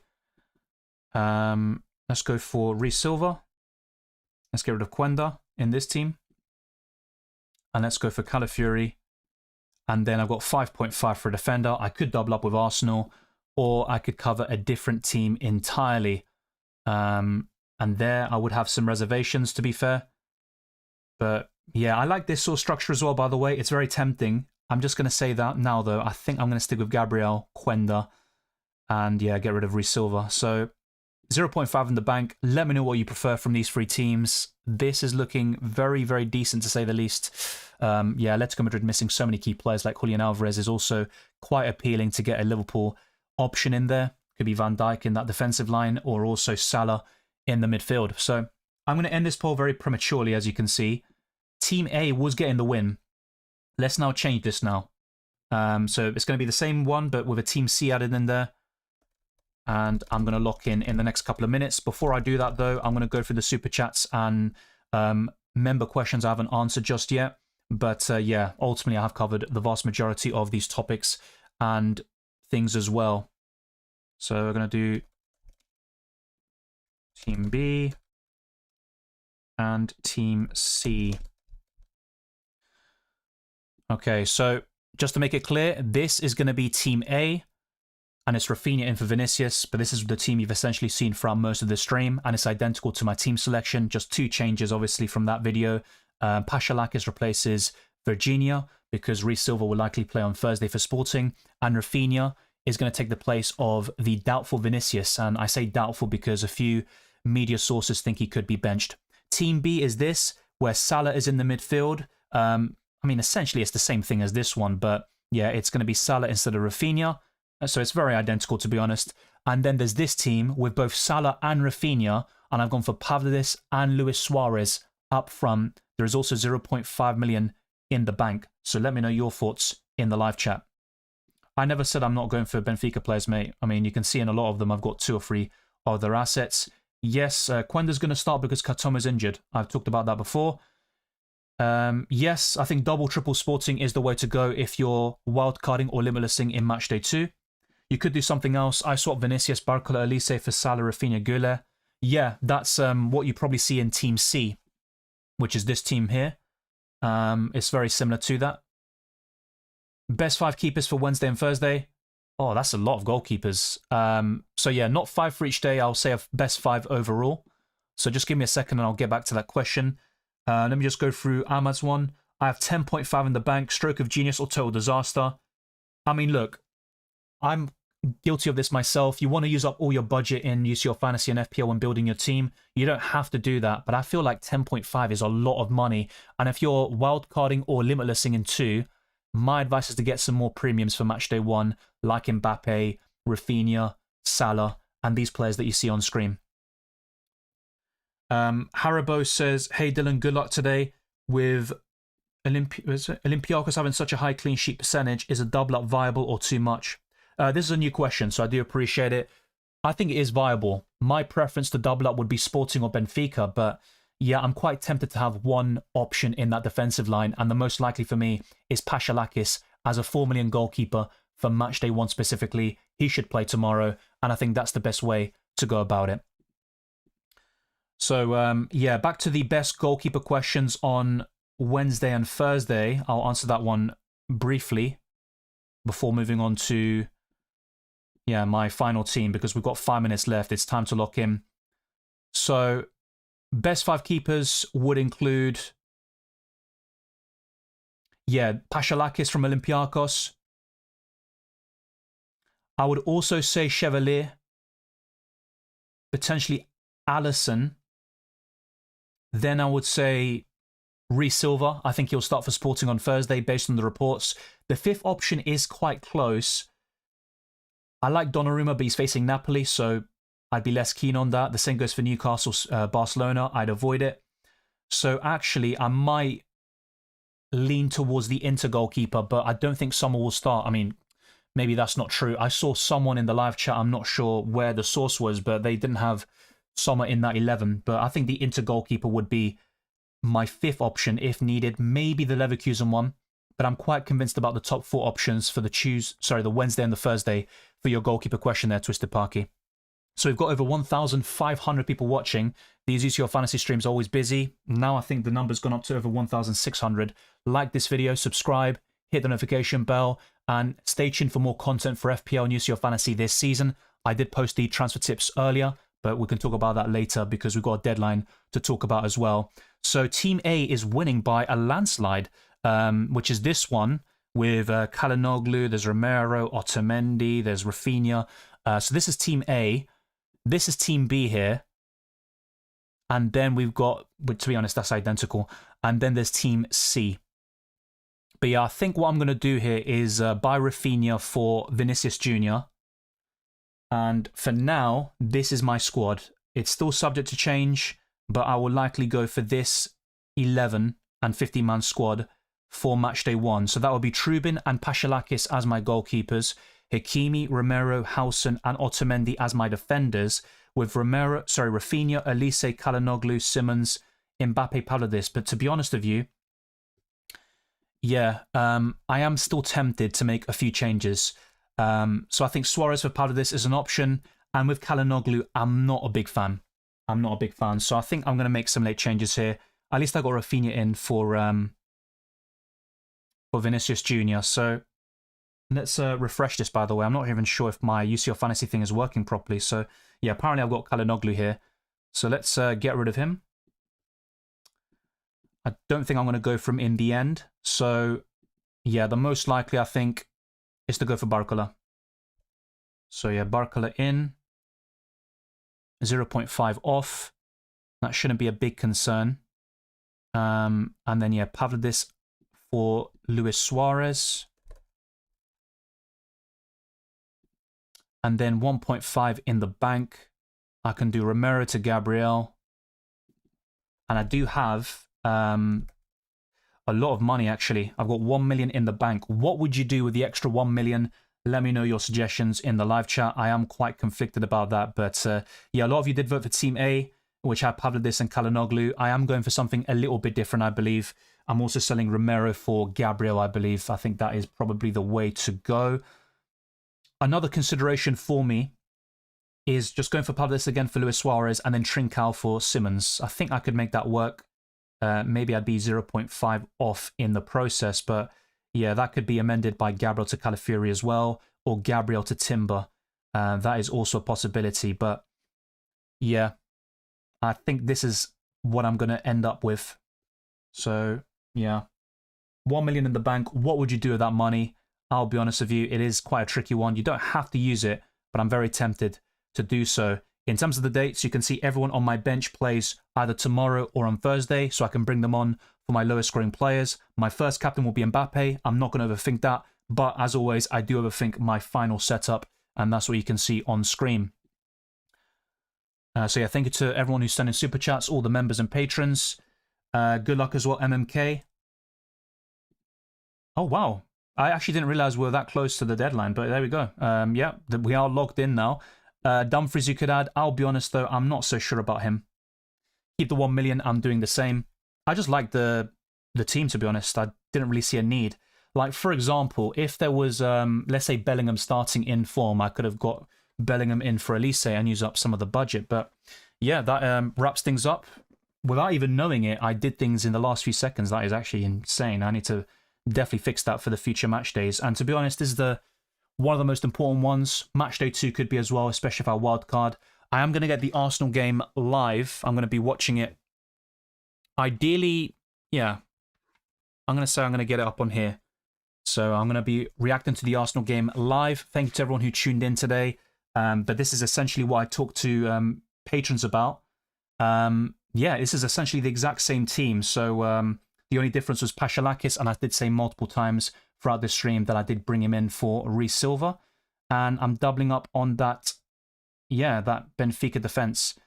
Obviously, no Sporting defender is a bit of a missed opportunity potentially with Quenda. He would have been really appealing for me. Nah, Kubarsi, no chance, to be honest. It's almost identical to mine. Yeah, that's fair enough. Benjamin says, hurry up. I think Vinicius does start, but a lot of ones definitely, you know.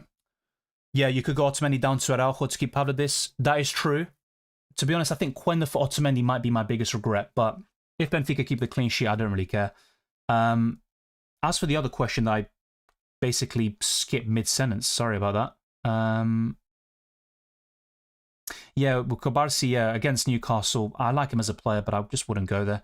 I mean, you could do Grimaldo to Romero and keep some money in the bank. It doesn't really matter, though, anyway, because I'll probably wildcard or limitless in matchday 2. So that would only be useful if I decide to stick with free transfers, actually. But yeah, I have to say, if I could make one change now, it's probably Otamendi for Quenda. I think Otamendi will get more ball recoveries, but the clean sheet chances are with Sporting. And I also think doubling up on that Benfica defense isn't ideal, actually. So I could have actually done Trubin to Reece Silva as well and still have 0.5 in the bank. But we're locked in. It should still be a good scoring week. I really hope that's the case. And yeah, hopefully Sporting concede, but score multiple goals, courtesy of Luis Suarez and Pedro Gonçalves. So yeah, I'm going to get the Arsenal game up. And yeah, I'm going to be reacting live. So enjoy it. Get rid of Grimaldo, saves you money. Yeah, I don't really need it though. I mean, unless I downgraded Grimaldo to Quenda, then had 2 million in the bank, and then Elise to Salah, I'd still be 0.5 off. So yeah, there's a lot of different avenues this week, and ultimately I've gone for this, and we'll see how it ends up going in the end. Van Dijk for Otamendi, yeah, not a bad shout to be fair. I think Liverpool 2, Atletico 0 is a serious prediction. Yeah, exactly that. Everyone likes so we can get to 500. This was a very busy stream today as expected. And yeah, right now we're close to 500. We still have over 500 watching. So let's be sure to get to that milestone and goal by the end of the stream. And in terms of subscribers, let's see what we're at. Yeah, we're just over 100 away from 36k. So I think in the next couple of weeks, we could hit that goal. I went for Quenda and Arda instead of Gabriel Barcola. I like that. And I think Quenda could be my biggest regret. I just hope he doesn't score now. If he gets like a clean sheet, 6 points, I wouldn't really regret it too much. But maybe if Otamendi blanks some of my other defenders, I'll feel differently about that as well.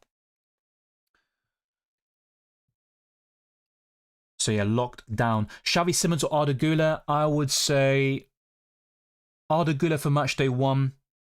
I've gone for Xavi Simons to diversify my attack though. That's the way I've gone about it. Now this website is not working. So yeah, good luck as well to Scrabble and Fun. Same to Wilderness Kid and Hind. Always a pleasure to see every single one of you. I do agree with you, Goldhead. Thank you, Sasko Reacts. Honestly, I wasn't aware that I was pushing it that long. But I still got it done in time. I always do somehow. Maybe I've got innate timing with me, but yeah, I need to do transfers earlier. Vinicius or Arda Güler? Assuming Vinicius starts, which I think he will. I think Vinicius is better, but at 9.5 million to have a potential rotation risk for the opening match day is a big concern. Arda Güler will offer better value, that's for sure.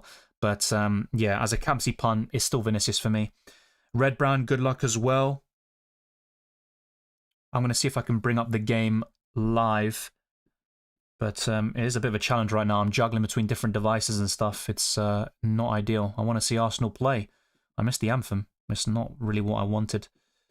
So yeah, hopefully this doesn't cause any lag and stuff like that, but it is possible. So apologies if that's the case.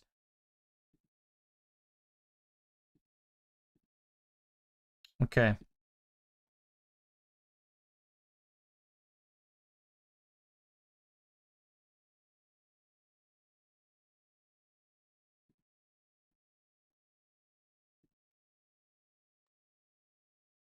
Okay, let's see the other messages in the chat.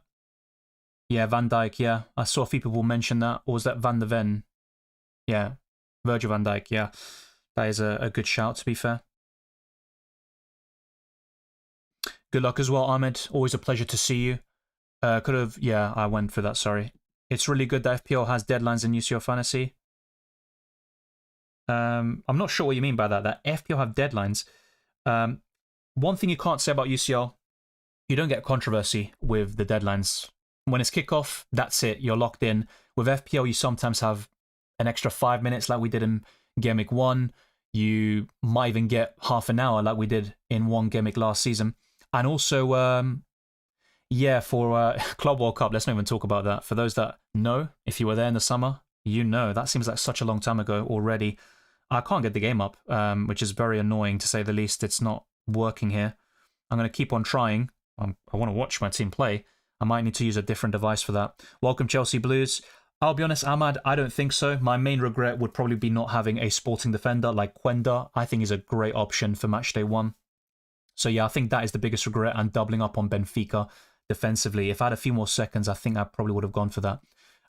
Sammy says, I'm keeping 3 in the bank, but that's to have money for transfers in Matchday 2. Yeah, if you're not wildcarding or limitlessing, having a lot of money in the bank can be very useful indeed, especially to bring in Harry Kane or Cole Palmer and these sorts of players with great fixtures. The best time to wildcard is team dependent. If you have set your team up like myself, then I think a Matchday 2 or 4 wildcard could be best. And if you do wildcard a bit later on, then limitless in Matchday 2 could be brilliant. I really feel that way. Check out my chip strategy guide. It will be relevant throughout the season, particularly in the group stages, and that will give you a lot of different ideas for the limitless and wildcard. I have Joao Neves and Chiquinho in my midfield. Are they good choices, Dylan? Yes, especially Chiquinho for match day 1. I'm less sure about João Neves against Atalanta. Very good player for ball recoveries, but he's not going to get goals or assists that regularly, despite a hat-trick before the international break, which I covered a few weeks ago. Thank you to Morado. I'll see you again next time. Good luck. Likewise to you. It's always a pleasure. Lucas Dunn says, I choose Rafinha over Vinicius too. Vinicius reduced minutes and Barca are a better attack. I agree. Every time, bro, I panic. Yeah, there's no need to panic. I mean, maybe it's kind of ironic coming from me. I just overthink, I think. I don't really panic per se, which is why I leave the deadlines to all the transfers until so late. I shouldn't do it. I always say that. But yeah, I think there are a few different reasons for it. The main one is that I answer so many questions and cover so many different team news and graphics that in the end, I don't give myself enough time to think about my team during the deadline stream. So yeah, I'll probably do that next time. Stay for 5 minutes to see the Calafiori goal. That could be another regret, by the way, if Calafiori scores and Gabriel blanks. That could be another one. So yeah, what I'm going to do is just show you the kind of plugs, you could say, like and subscribing, all that good stuff. If you haven't done so already, be sure to do so. Let's get this stream to 500 likes and we'll push on towards 36k on YouTube. That could be a real objective in the next 2 weeks. I think we're going to reach that goal very soon. Also follow me on X, Instagram, Blue Sky, Dylan RCM, and check all the links in the description for my Patreon and the Championships. Furlax to my videos. The same goes for my team reveals, just in case you don't want to leave things until the very last minute. And those members and patrons would have seen my team hours in advance compared to anybody else. There's also priority reply to comments by becoming a patron or member. So click the join button on YouTube or go to patreon.com/FPLDylan. I appreciate all the signups today and all the super chats and gifted memberships by Paredes and Ahmed. I very much appreciate it. So yeah, what I'm going to do now is bring up the game and have that in the background. I'm pretty sure I can get it live with this device. For some reason, it didn't work on my iPad. Okay, what's happening here? Okay, no, it's not working still. So I can't even watch my team play. Okay, there we go. Bilbao have a free kick. Oh, dear. Oh, bloody dear. Yeah, I'm going to bring up my face again so you can see my reaction. PSV are down 1-0. Union Saint-Gilloise have taken the lead. I did say before I'm not a big fan of PSV defensively. Oh, yeah, there's an option to hide the chat. I'm definitely doing that. Not this chat, by the way. Don't get offended, people. I'm talking about a chat for the... Oh, wow. Okay. Yeah, it's not even doing it. So that was completely useless. So I'm going to bring up your questions again and also watch this match. Does that work? Yeah, I'm going to just stick with that team for now. Wow. Yeah, I did put PSV 2, Union Saint-Gilloise 1, so not terrible so far. That could work pretty nicely in the end. Yeah, no, I can't get that to work. Okay, sorry everyone. I'm going to get your messages up now, and I'm watching the game as well. So yeah, good luck as well, Miguel Costa. This Bilbao pitch looks gigantic. What are the pro pitch dimensions? Do they have parameters to fit with him? I should know this, but I don't. I'll be honest with you. I'll check that after the stream and then probably tell you in the Discord server. I think that's what I'll do. But yeah, Bilbao have a great atmosphere. There are a few teams in Spain like Atletico Madrid, Valencia, Sevilla, Bilbao. I think they have the best atmospheres in Spain. The best one might be Sevilla, actually. It reminds me a lot of South American ones. I don't think it's the same level, but it's the closest you'll see from Spain. Good luck as well, Fraser Hernandez, and also Taniraj. Thank you for your contributions to the channel as well. Thank you very much. Best captain for tomorrow? Yeah, tomorrow doesn't look as great, to be fair. I'd say for Wednesday, the best captain is probably between Harry Kane, maybe an Olympiacos player like El Kabi, and Salah. I've currently got Harry Kane ranked the highest of those players, but that's certainly debatable, to be quite honest with you.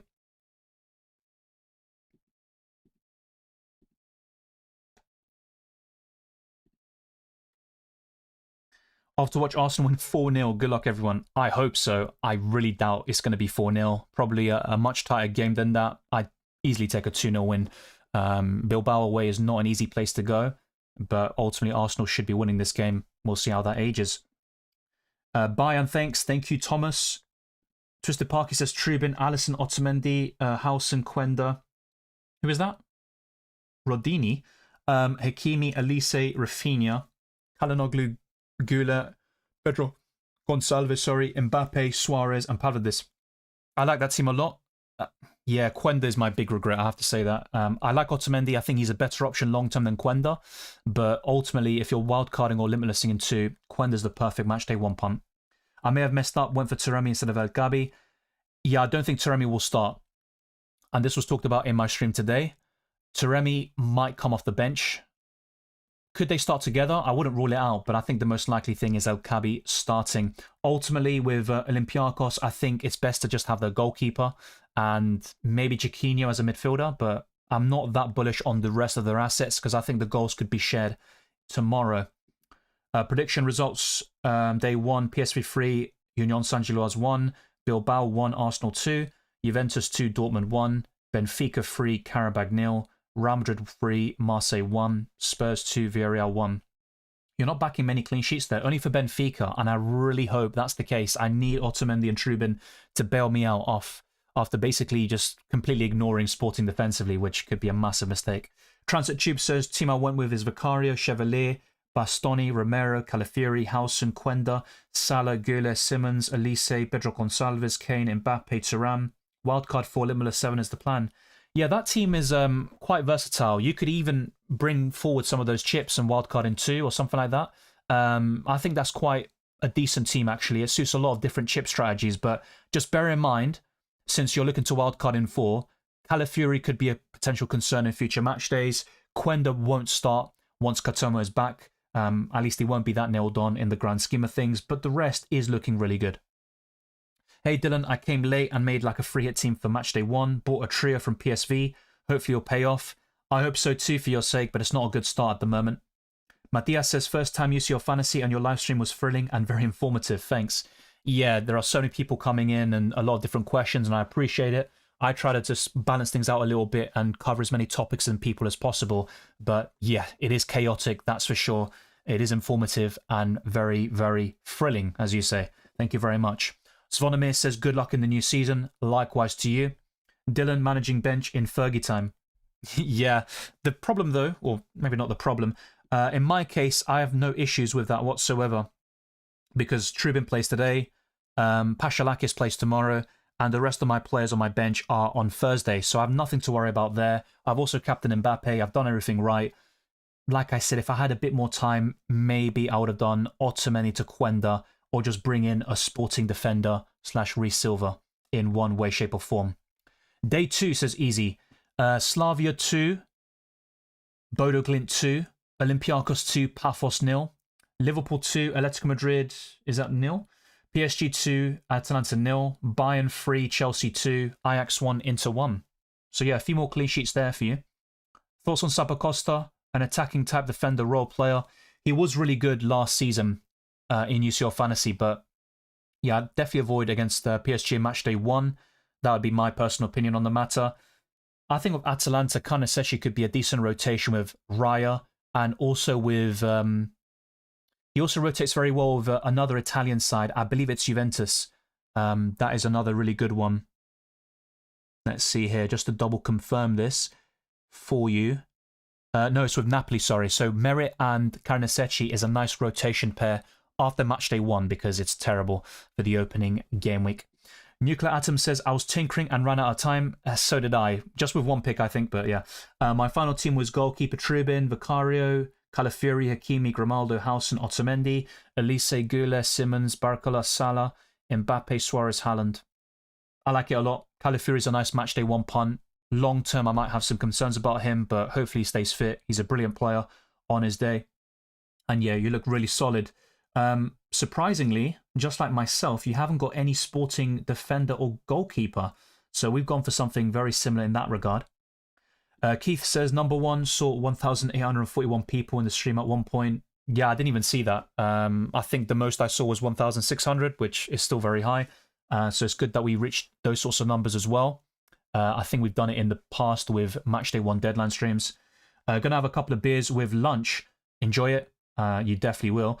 The 4 a.m. FPL deadlines in a row is keeping me away from streams. Yeah, I completely get that, mate. I appreciate you when you tune in, and you're always doing a great job moderating the chat.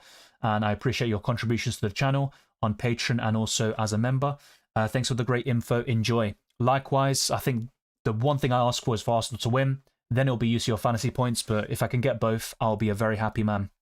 For one match day anyway. Thanks again, Dylan. Good luck and fingers crossed for Arsenal. Maybe this is their year. It seems like we say this every year, though. Hopefully. I really hope so. Yeah, I think one day Arsenal will win the Champions League, but I just hope it's soon because I'm greedy. I've seen Argentina win everything. Now it's time for Arsenal to do it, but one step at a time, I'd say. Yeah, UCL Fantasy as well. All the best of luck with this fantasy format, with you as well, and the same goes for FPL too. Day 3 says easy. Club Brugge 1, Monaco 1, Copenhagen 2, Leverkusen 3. I'll take that if Grimaldo scores. City 2, Napoli 1, Frankfurt 2, Galatasaray 2. Let's see what else there is. Sorry, I lost your message in my screen. Sporting 2, Kara Almaty 0, Newcastle 2, Barcelona 2. Interesting predictions in there. Yeah, I think Sporting will keep a clean sheet. Liverpool 2, Atletico 1. Okay, I see. Yeah, this is William or a Limitless in Matchday 2, but I will use a chip in Matchday 2. It's very unlikely that I don't at this point. Damn it, how does Rice have a yellow card already? I didn't see it. I know an Arsenal player got a booking. I just didn't see who because I was trying to get the stream up. So yeah, it was Declan Rice. Union penalty goal. Okay. And apparently they're dominating the game according to other viewers. Ahmad says, I went with Raya, Pashalakis, Gabriel, Calafiori, Romero, Otamendi, Quenda, Vitinha, Kalinoglu, Perisic, Gula, Gonzalez, Mbappe, Paladis, Luis Suarez. Yeah, pretty decent overall. I like that team a lot. Raya and Pashalakis is a very good goalkeeper pairing for Matchday 1. And you've got triple Arsenal defence. I really hope we come through for you, mate, and we also win, but... yeah, my advice, as I said earlier, was to have one defender, maybe double up. I think 3 could be overkill, but I hope it isn't for your situation. Really well thought out team. Perisic, we'll see how he does as well. Not a good start for him, but there is still time. Just the Barkey says Trubin, Alisson, Otamendi. Oh yeah, I covered your team earlier. It's looking really solid. September and October international break will combine into one next year. Yes, not sure how I feel about that. I'll give it the benefit of the doubt. Yeah, of course, I'm not going to show the game. There's no chance I'm showing the game. So yeah, thank you for the warning. I have actually got a copyright strike on YouTube from UEFA before, but it was inadvertent because I was showing the lineups from the website and automatically it played a video, which I didn't want. And just from a few seconds, it basically did that. But I've since learned from that. And yeah, I'm always on guard for those videos. Yeah, I went with Perisic, good differential or not. I think so. Ultimately, he wasn't going to be in my final team. I said this before, but if you were looking for a Tuesday punt, he was one of the better midfield options. Arsenal should beat Bilbao, team that my countrymen beat them in Bilbao. Yeah, look, Arsenal should win the game, but it's not easy. It's a good atmosphere, and playing away against the Spanish side is always difficult. And, you know, Spanish teams have been the best in Europe across the 21st century. I have Madueke, do you think is a good pick? He was brilliant against Forest. He just hasn't scored or assisted yet. I think there are better options elsewhere in UCL Fantasy. I've said this before, but if he plays like he did on Saturday, I think he's got a great chance of getting points, that's for sure. But yeah, I just think there are better, more consistent options when it comes to output. Yeah, PSV already losing. I think I did a good last-minute swap for Perisic to Elise. So far, it seems that way, but Perisic can still score. Olympiacos. Okay, fair enough. Thank you for clarifying, just the Parky. I'll be honest, when I checked Olympiacos' defenders, I just looked at their goalkeeper as a Matchday 1 punt and said, yeah, that is what I'm going for. But maybe you've picked the best of the bunch based on what you've said. I captain Mason Greenwood against Real Madrid. I mean, it could be a high-scoring game. I've got Howson in defence, so we'll see how that ages. I didn't go with Vinicius because of reduced minutes, so I also went with Rafinha. Yeah, I went through your message earlier. I agree with your sentiments. Bada says Trubin, Pashalakis, Dest, Otamendi, Hakimi, Grimaldo, Gonzalo Inacio, Gonzalez, Veerman, Schutten, Rafinha, Elise, Paladis, Mbappe, Suarez. I wish you the best there. The triple up in PSV isn't working so far. Hopefully it changes. PSV being dominated at home. The Belgians just scandalously missed a second goal. Scandalously, sorry. Yeah, I'm surprised by that, to be honest. I'm still going to stick with 2-1, but it's not looking good. And still 10.5 in the bank. That is crazy. Just Barky says going Arsenal 2, Bilbao 0, PSV 2, Union Saint-Gilloise 1, Benfica 3, Karabag 0, Juve 2, Dortmund 1, Real Madrid 2, Marseille 0, and Spurs 2, Villarreal 1. Looking good. I take all of them except the last result. I quit last year after Matchday 1 because of a very frustrating bad start. I did enjoy watching the UCL, but I did watch less games, so looking forward to being more engaged this season. Yeah, look, even if you start badly in Matchday 1, I said this to you last year, I don't think it's worth like stopping, playing over that. I get that ultimately you want to enjoy it, and if you're not enjoying it, then yeah, it makes sense to not play, but you can still revert the situation and end up having a great season and then enjoying UCL Fantasy. That's the way I look at it, but yeah, everyone's different, and hopefully you have a great start this season. Relief for United fans not qualifying in UCL, they would be battered everywhere. I thought that about Tottenham after they qualified last season, but with Thomas Frank, they've been very solid so far. So with that and their fixtures, I think Spurs will be good. With United, in certain fixtures, yes, I think they maybe could get battered. But before the City game, how many times have they been battered under Amrim? They've lost a lot, that's for sure, but they haven't been battered that often. So Gabriel just made a ball recovery there. Really important defensive action to stop one of the Bilbao players. But yeah, not a great start by Arsenal, to be honest, from what I've seen. Bilbao are dominating possession. They're attacking more often. They have the territorial advantage. So not a great start from the Gunners. Do you think it was a good idea to go Paredes captain over Mbappe? Ultimately, you've got options tomorrow and Thursday. It's not the end of the world. I prefer Mbappe, but Paredes is still a good choice. Luis Suarez Timu version. If he's half as good as Luis Suarez in his prime, I think that's a great pick for Matchday 1.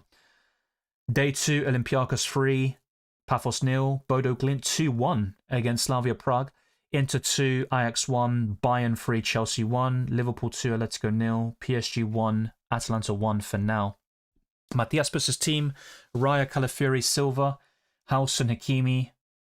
Wow, so, oh yeah, I was going to say no sporting defenders you've got Inacio on the bench.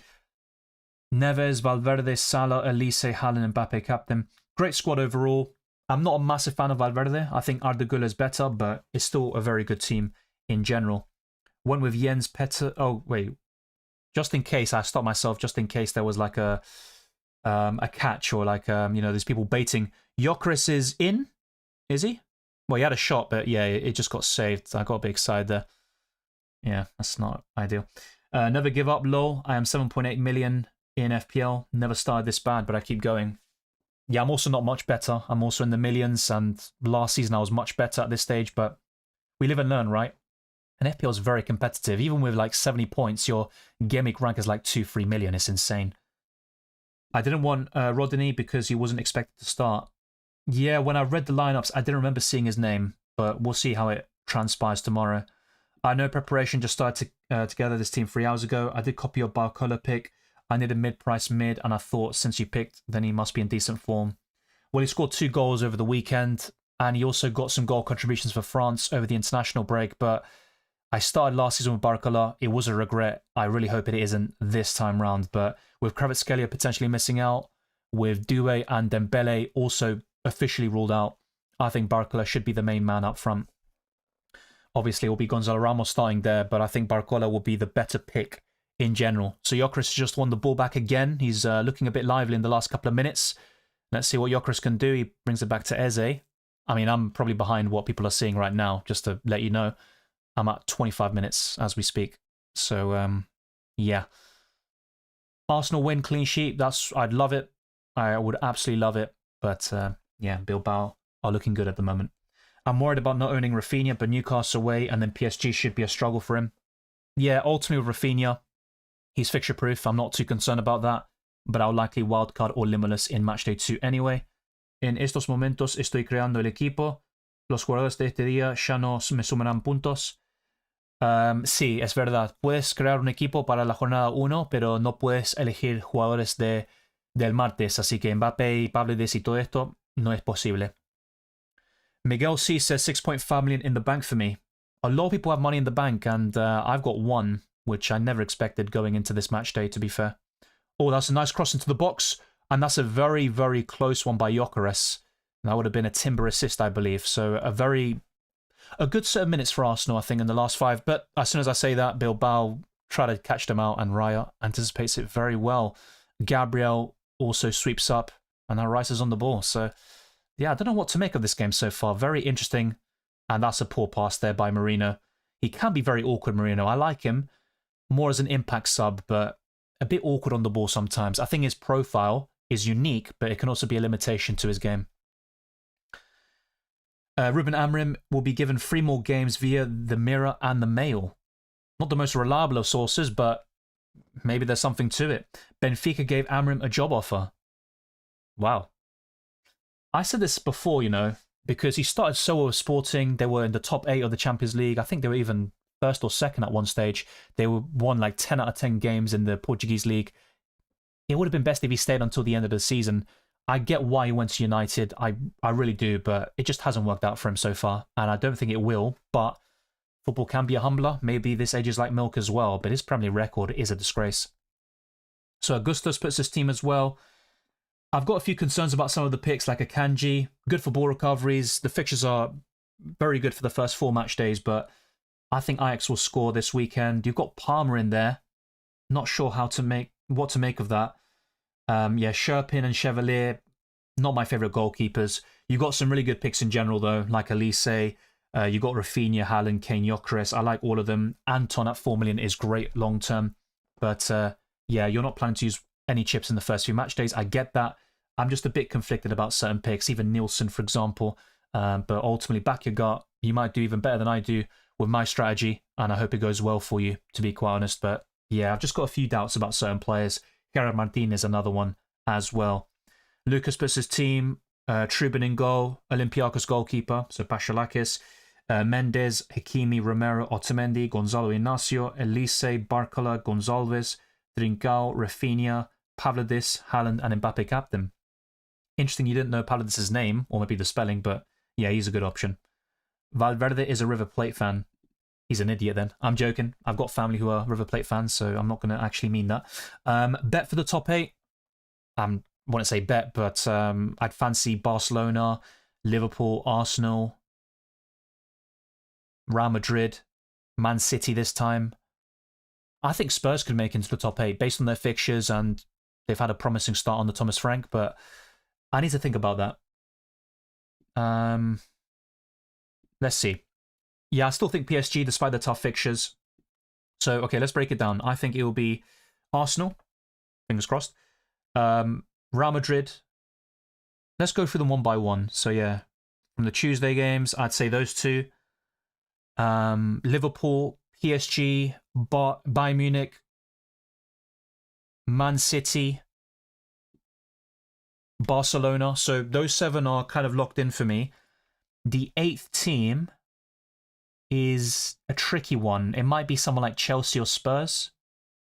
And look, there were plenty of surprises last season, like Man City and Real Madrid having to face each other in the knockout playoff rounds. So it's not guaranteed. I'm probably going to get a few of those wrong. I just think on paper, those 7 are the most likely. Then it's between Dortmund, Juventus, Chelsea, Spurs for that 8th spot.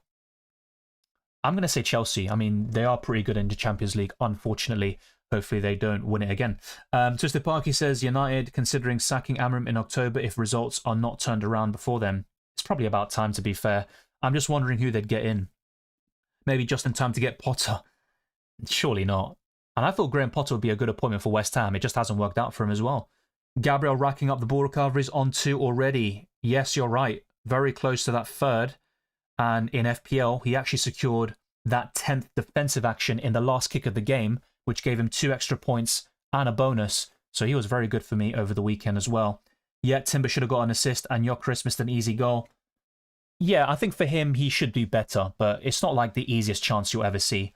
He should have got it on target at least, I agree. If Arsenal score, you will do Spanish commentary? Well, maybe. normally when Arsenal score, I shout goal, the Argentinian/Spanish way. Arsenal getting in the groove now, yeah, after a kind of shaky start, but that doesn't mean they'll score. Football is always a funny game and you see something a bit ridiculous. So we are very close to 500 likes, 15 away. If you haven't done so already, just drop a like, click the hype button. Let's see what the hype is about. Subscribe to the channel, hit the notification bell, and check all the links in the description for my Patreon, the Championships, Discord server, UCL Fantasy League, Spotify. There is so much there, and we can continue the conversation across all those platforms. I have Timber and Gyökeres captain. Damn. Yeah, that easily could have turned into gold for you, and it could still pay off, but yeah, it's a bit frustrating. Amram says if Ineos doesn't like him, they should sack him. Well, Ineos do like him, supposedly, because they appointed him in the first place, and they sacked Ten Hag for him, but I just don't think they knew enough about Amram and, how he sets his teams up with that back three. I said when Amram first joined, I thought he would ease into it and start with a back four. He never did that. He stuck with his principles, which is admirable to a certain extent, but I'm not even sure if Amram is versatile enough at United to try different solutions. Arteta, for example, when he first joined, as much as people criticize him, he changed to a back three and won the FA Cup and Community Shield in his first 6-7 months as a manager. So Amram needs to do something like that, I think, to get the best out of United, to change the formation as well. It will wait for a couple of weeks before Amram loses some hair stress handling United. To be fair, though, a lot of managers lose hair. Like Guardiola, when he first was at Barca, he had a bit of hair. It's all gone now. And yeah, even some hairs turn grey. I've seen Arteta having a few grey hairs. Not that I'm watching him per se. It's just something you notice with these managers. Mark Goldbridge says Sesko is not Amram choice. Watkins is. I wouldn't be surprised about that. Sesko's more of a project player, has potential. People kept asking me in the last couple of years, do you want Sesko or Gyökeres? I said from the beginning, I want Gyökeres. I want someone who can score goals now. Sesko might even score 10 goals this season in the Prem. Gyökeres will guarantee that if he stays fit, even though he's bleeding, as someone else says, Ahmed. But yeah, I think Gyökeres could be a contender for the Golden Boot in the Champions League, get 5-10 goals. In the Prem, he can get 20 plus, and that would be amazing for Arsenal. So in Argentina, I support Rosario Central. We just drew 1-1 against Boca, and Di Maria scored an Olímpico, a goal from the corner. And yeah, I just see Gyökeres now. He's got a band over his head. He was bleeding. Yeah, let's maybe not talk about him. I don't want to jinx him. But yeah, that's my Argentinian team. I've seen a few games. I've met Di Maria when he was like 17, 18 years old. I was like a little kid. And yeah, Central, Arsenal, Argentina. Those are my three teams. Yeah, it was the Aftermath interview. I saw some of the quotes circulating around. He has said some very weird things after press conferences, so I wouldn't be surprised if he didn't mind the sack. I mean, Amram was clear that he would stick to his principles from the start. I don't think that's a terrible idea. I just think if things aren't going well and you've got 8 wins or 9 from 31 Premier League games, you've got to adapt and change things to find a solution, at least temporarily. That's my issue with it. And you look at Arteta, for example. As much as he should have won more in the last couple of years, he has gotten Arsenal into a great position, and he won trophies when he first joined by changing up his tactics and doing something he didn't want to do, ideally. Headband Gyökeres about to go crazy. He looks very likely on a reel. Yeah, he's looking very promising, but I'm not sure if that collision and that bleeding is going to impact him in a way. Hopefully not. Yeah, of course, Gyökeres is way better than Sesko right now, but in terms of potential, you could argue Sesko has the highest ceiling, but ultimately, with Arsenal, they need someone to score goals now. That's why I wanted Gyökeres. A few years ago, I think Arsenal easily would have gone for Sesko and waited and waited and waited, but we've seen the start to his season. Whilst Gyökeres, for all the criticism he gets, he's got 3 goals in 4 games in the Prem. He just needs to improve with his understanding of teammates and also doing more in the big games. But I think that will come with time. Matias says Man United have mediocre defensive midfielders and slow defenders without Lisandro Martinez. With those kinds of players, they need Nuno and to play a more defensive game. The thing is, Nuno will have a lot of suitors after being sacked by Forest. I don't think United is the right club for him, nor do I think Nuno's the right manager for United. It's just difficult to see who would come in at United now, who's available.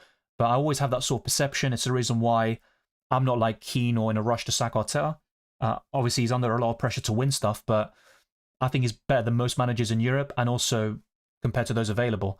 So with United, it's a bit of a difficult one, but surely they can find someone like Liverpool did with Slot who can change everything and push them to the next level. with Slot it's obviously different because Liverpool finished third. They still had a good season on the club. And yeah, they just went from third to first, obviously. With United, it's a very, very different ball game. If you can be given a chance to become a coach, what's the formation and your playstyle? I'm not trying to sit on the fence, but it ultimately depends on which team I've got, the players at my disposal. In an ideal world, I'd say maybe a 4-3-3 and play a fluid style of play, sort of like Barcelona in 2011, Arsenal over the years with Wenger, and also in certain stages like under Arteta. So yeah, I'd say a 4-3-3, also with Scaloni as well, and Argentina. But even he's changed it a lot to 4-1-4-1 or 4-1-2-1-2 and stuff like that. 4-4-2 as well at times. But yeah, it can be like a kind of fluid formation and not fixed to just one set of like formations there. Yeah, playstyle, I'd say possession-based, try to dominate the game, 4-3-3. That is my ideal way. And back in the day, I loved the 4-4-2 under Wenger when Arsenal went invincible and were one of the best teams in Europe for many years. And I think they are now again, but maybe not to the same level. And it's never guaranteed someone hits or even gets close to their ceiling, especially in the Prem, where it's difficult to stand out. I completely agree. And from what I've seen of Sesko for Leipzig and also for Slovenia, I just felt he lacked a lot.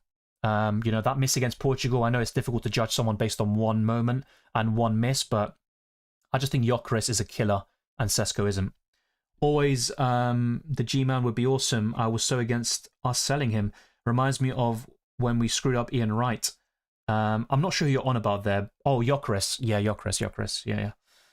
Easy says, mine 4-2-3-1. My style is going short, pass, and go attacking. When two fullbacks go attacking, two DMs as protector, two centre-backs, and attackers go pressing on the opponent to lose the ball.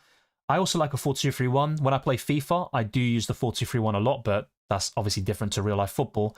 And like I said, it also depends on which players I've got available and which team it is. But ideally, in my case, 4-3-3 possession style. Best thing for Arsenal is to buy Brighton rejects because they end up being legends. Well, Trossard was brilliant for us as a 20 million signing. Ben White for 50 million was laughed at. I think he's been incredible, but unfortunately he keeps getting injuries now. It's a big shame. PSV Eindhoven losing 2-0. My prediction is in the mud. I went for 2-1. Hopefully PSV can score 2 goals at least. Ahmad says, as a United fan, I can't for the life of me understand why a 6'5" striker like Sesko are not bothering feeding him with crosses like Murphy did for Waldemada. I agree. And I said this before with Waldemada, by the way, including today's Transfits podcast. Waldemada isn't known for his heading ability, actually. He's just a massive presence because of his height, but he scored that winning goal against Wolves from that header. And I said the same thing that you're saying now when United played Arsenal in Game Week 1. They bring on Sesko and they're not crossing the ball. And to be fair, when they did try to get it to Sesko in the air, he didn't win a single duel against Gabriel Saliba, but then again, you're facing two of the best defenders. Yeah, I think in most of the games I've seen, Sesko doesn't get the service aerially, which is probably his biggest strength right now. 10 passes from back to front, no need to go until 30 passes. Don't get me wrong, I get infuriated when Arsenal just keep passing and passing and passing with no purpose. Ultimately, in my ideal style of play and formation, I want to pass with purpose. That's what Guardiola always says. You always look to go forward, find passes between lines, and link up the play and just have a fluid system with players changing positions. That's what I want to see. Yeah, G-Man, because of the pain in the arse to spell every time. I used to struggle with that, only momentarily, but obviously as an Arsenal player now and with the graphics I make, I know his name off by heart. I even try to put the accent on the O as well. My pawn on Madueke doesn't look too promising, but I couldn't bring myself to go for Elise. Boring pick with a tougher opponent. Yeah, but sometimes boring is the best, right? I mean, yeah, Elise is one of the best midfielders in Europe right now. I like Madueke, and look, when Arsenal first signed him, I had a lot of reservations about it, especially if it impacted other deals. He hasn't even scored or assisted yet, but I do like what I've seen so far, especially at the weekend. I think he's a good Saka replacement. Ultimately, Saka's a much better player, but Madueke can do a good job on both wings, especially on the right. So yeah, PSV are losing 2-0 against Union Saint-Gilloise. I like my players to run even without a ball. I love ball carriers and, people who can dribble and create moments of magic. I feel like nowadays in football, we're getting fewer dribblers and magicians, and we're getting more tactics, formations, a lot of robotic play, which I don't like, to be honest. Voldemort at Newcastle reminds me of Isak. Yeah, he also looks like Anthony Gordon's evil twin. but that's something else to think about. Yeah, fair enough. And a few of my friends as well who support like Tottenham and Man City and stuff like that, they also were quite bullish on Madueke. I felt he could be a good signing, but 52 million for another Chelsea player when we could have bought somebody else, like Xavi Simons maybe, that's where you maybe have some concerns. But ultimately, bringing Eze and Madueke, I'm happy with. I would have maybe wanted one more like Rodrigo. You could say that's a bit, greedy, but yeah, I think with Arsenal, they are so close now to becoming the top team in England and one of the best teams in Europe. And yeah, I think it's just a matter of time before they get over the line. That's my style of play if I was given a chance as a coach, even coaching an amateur team. Well, yeah, it's also a lot of fun coaching, but very stressful, as you've mentioned before, especially at an elite level. But thank you, everyone. It has been a blast answering all your questions in this very extensive deadline stream, almost 3 hours and a half. If you haven't already, like this video, subscribe to my channel, and also the notification bell so you're always up to date with my content for both UCL Fantasy and FPL. It is greatly appreciated, as always. I went on the wrong one, sorry. Follow me on X, Instagram, and Blue Sky, Dylan RCM, and check all the links in the description. My Patreon, the Championships Discord server, the UCL Fantasy League are all there, and my Spotify, so you can engage with my content in another way. I'll see if there are any other questions, but yeah, right now we are 12 likes away from 500. If we can push it to 500, it would be greatly appreciated. That was our aim from the beginning. Matthias says Arteta plays the top 3 attackers in fixed positions, and he has been too stubborn in big games with the structure. I agree with the most part, but let's not forget before the Liverpool game, which in my opinion was a 0-0 draw written all over it, decided by one moment of quality, Arne Slot described it in a very good way, saying, if that game is played 10 times, it's a draw 8 times out of 10, Arsenal win one of them, and Liverpool win the other. But yeah, before that game, Arsenal went unbeaten against Liverpool for many years in the Prem.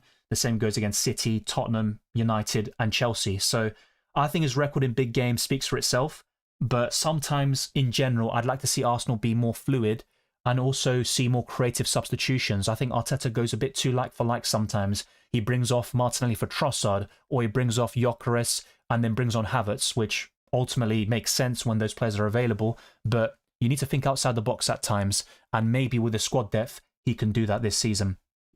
I would have Madueke over Simons. Yeah, maybe. UCL fantasy-wise, I don't suggest that, but as a player, I hope that turns out to be the case. Ultimately, they're different players because Xavi Simons is an attacking midfielder who can play on the left. Madueke predominantly plays on the right and can also cover on the left-hand side.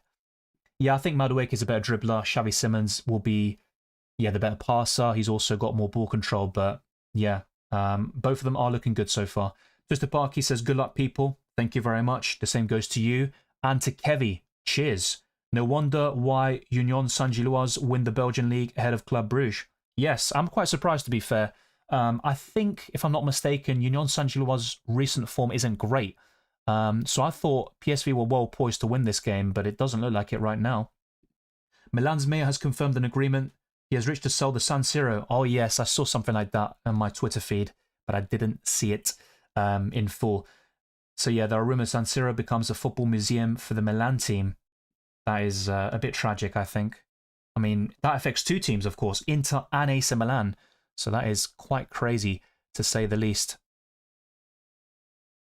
So yeah, Arsenal in the box again, but yeah, it looks like we're going to approach half-time and nothing is going to happen here. But from a UCL fantasy perspective, all we want with Arsenal in a lot of our situations is for them to keep a clean sheet. And Gabriel has he has delivered 4 ball recoveries already. So if things stay the way they are and Arsenal keep the clean sheet by the end, he will guarantee you 7 points. He's currently on 2. I really hope he can make it 7 or above. And Gabriel is one of my favourite UCL fantasy defenders this season, just like he was in the previous campaign. Yeah, Museum does sound crazy. I didn't see that. Pace of Madueke and Eze, great for the Prem. Yeah, Eze is relatively quick, but I think he's more about agility and the turns he does. He's very creative when it comes to his movement and dribbling. And Madueke is definitely the quicker player. He is rapid. He really is. Well, as long as they keep the name, I don't want no Spotify Arena and similar BS. Yeah, but that's still very weird. Union Saint-Gilloise owned by Tony Bloom of Brighton. Yes, let's not even talk about multi-ownership, like Man City have with all these teams, Chelsea with Strasbourg and stuff like that, and all the debacle of Lyon and Forest and, Crystal Palace. It's a mess, to be honest. Yeah, it looks like they are building a new stadium. San Siro doesn't want to be abandoned like that. Football museum for everyone. It's still not great though. It's a historic stadium. Obviously, Arsenal have had a few famous victories there against Inter Milan and AC Milan. Yeah, I don't want to see that happen, to be honest. Thank you, everyone. I'll see you very soon, and all the best of luck for Matchday 1 and the rest of the tournament. Stay tuned throughout the season for more UCL Fantasy videos and live streams. The same goes for FPL. I uploaded the Transfer Tips podcast earlier today for Game Week 5. Keep your eyes peeled for the best wildcard squad and my team selection over the coming days. Take care, enjoy the football, and I'll see you on Saturday for the next deadline stream.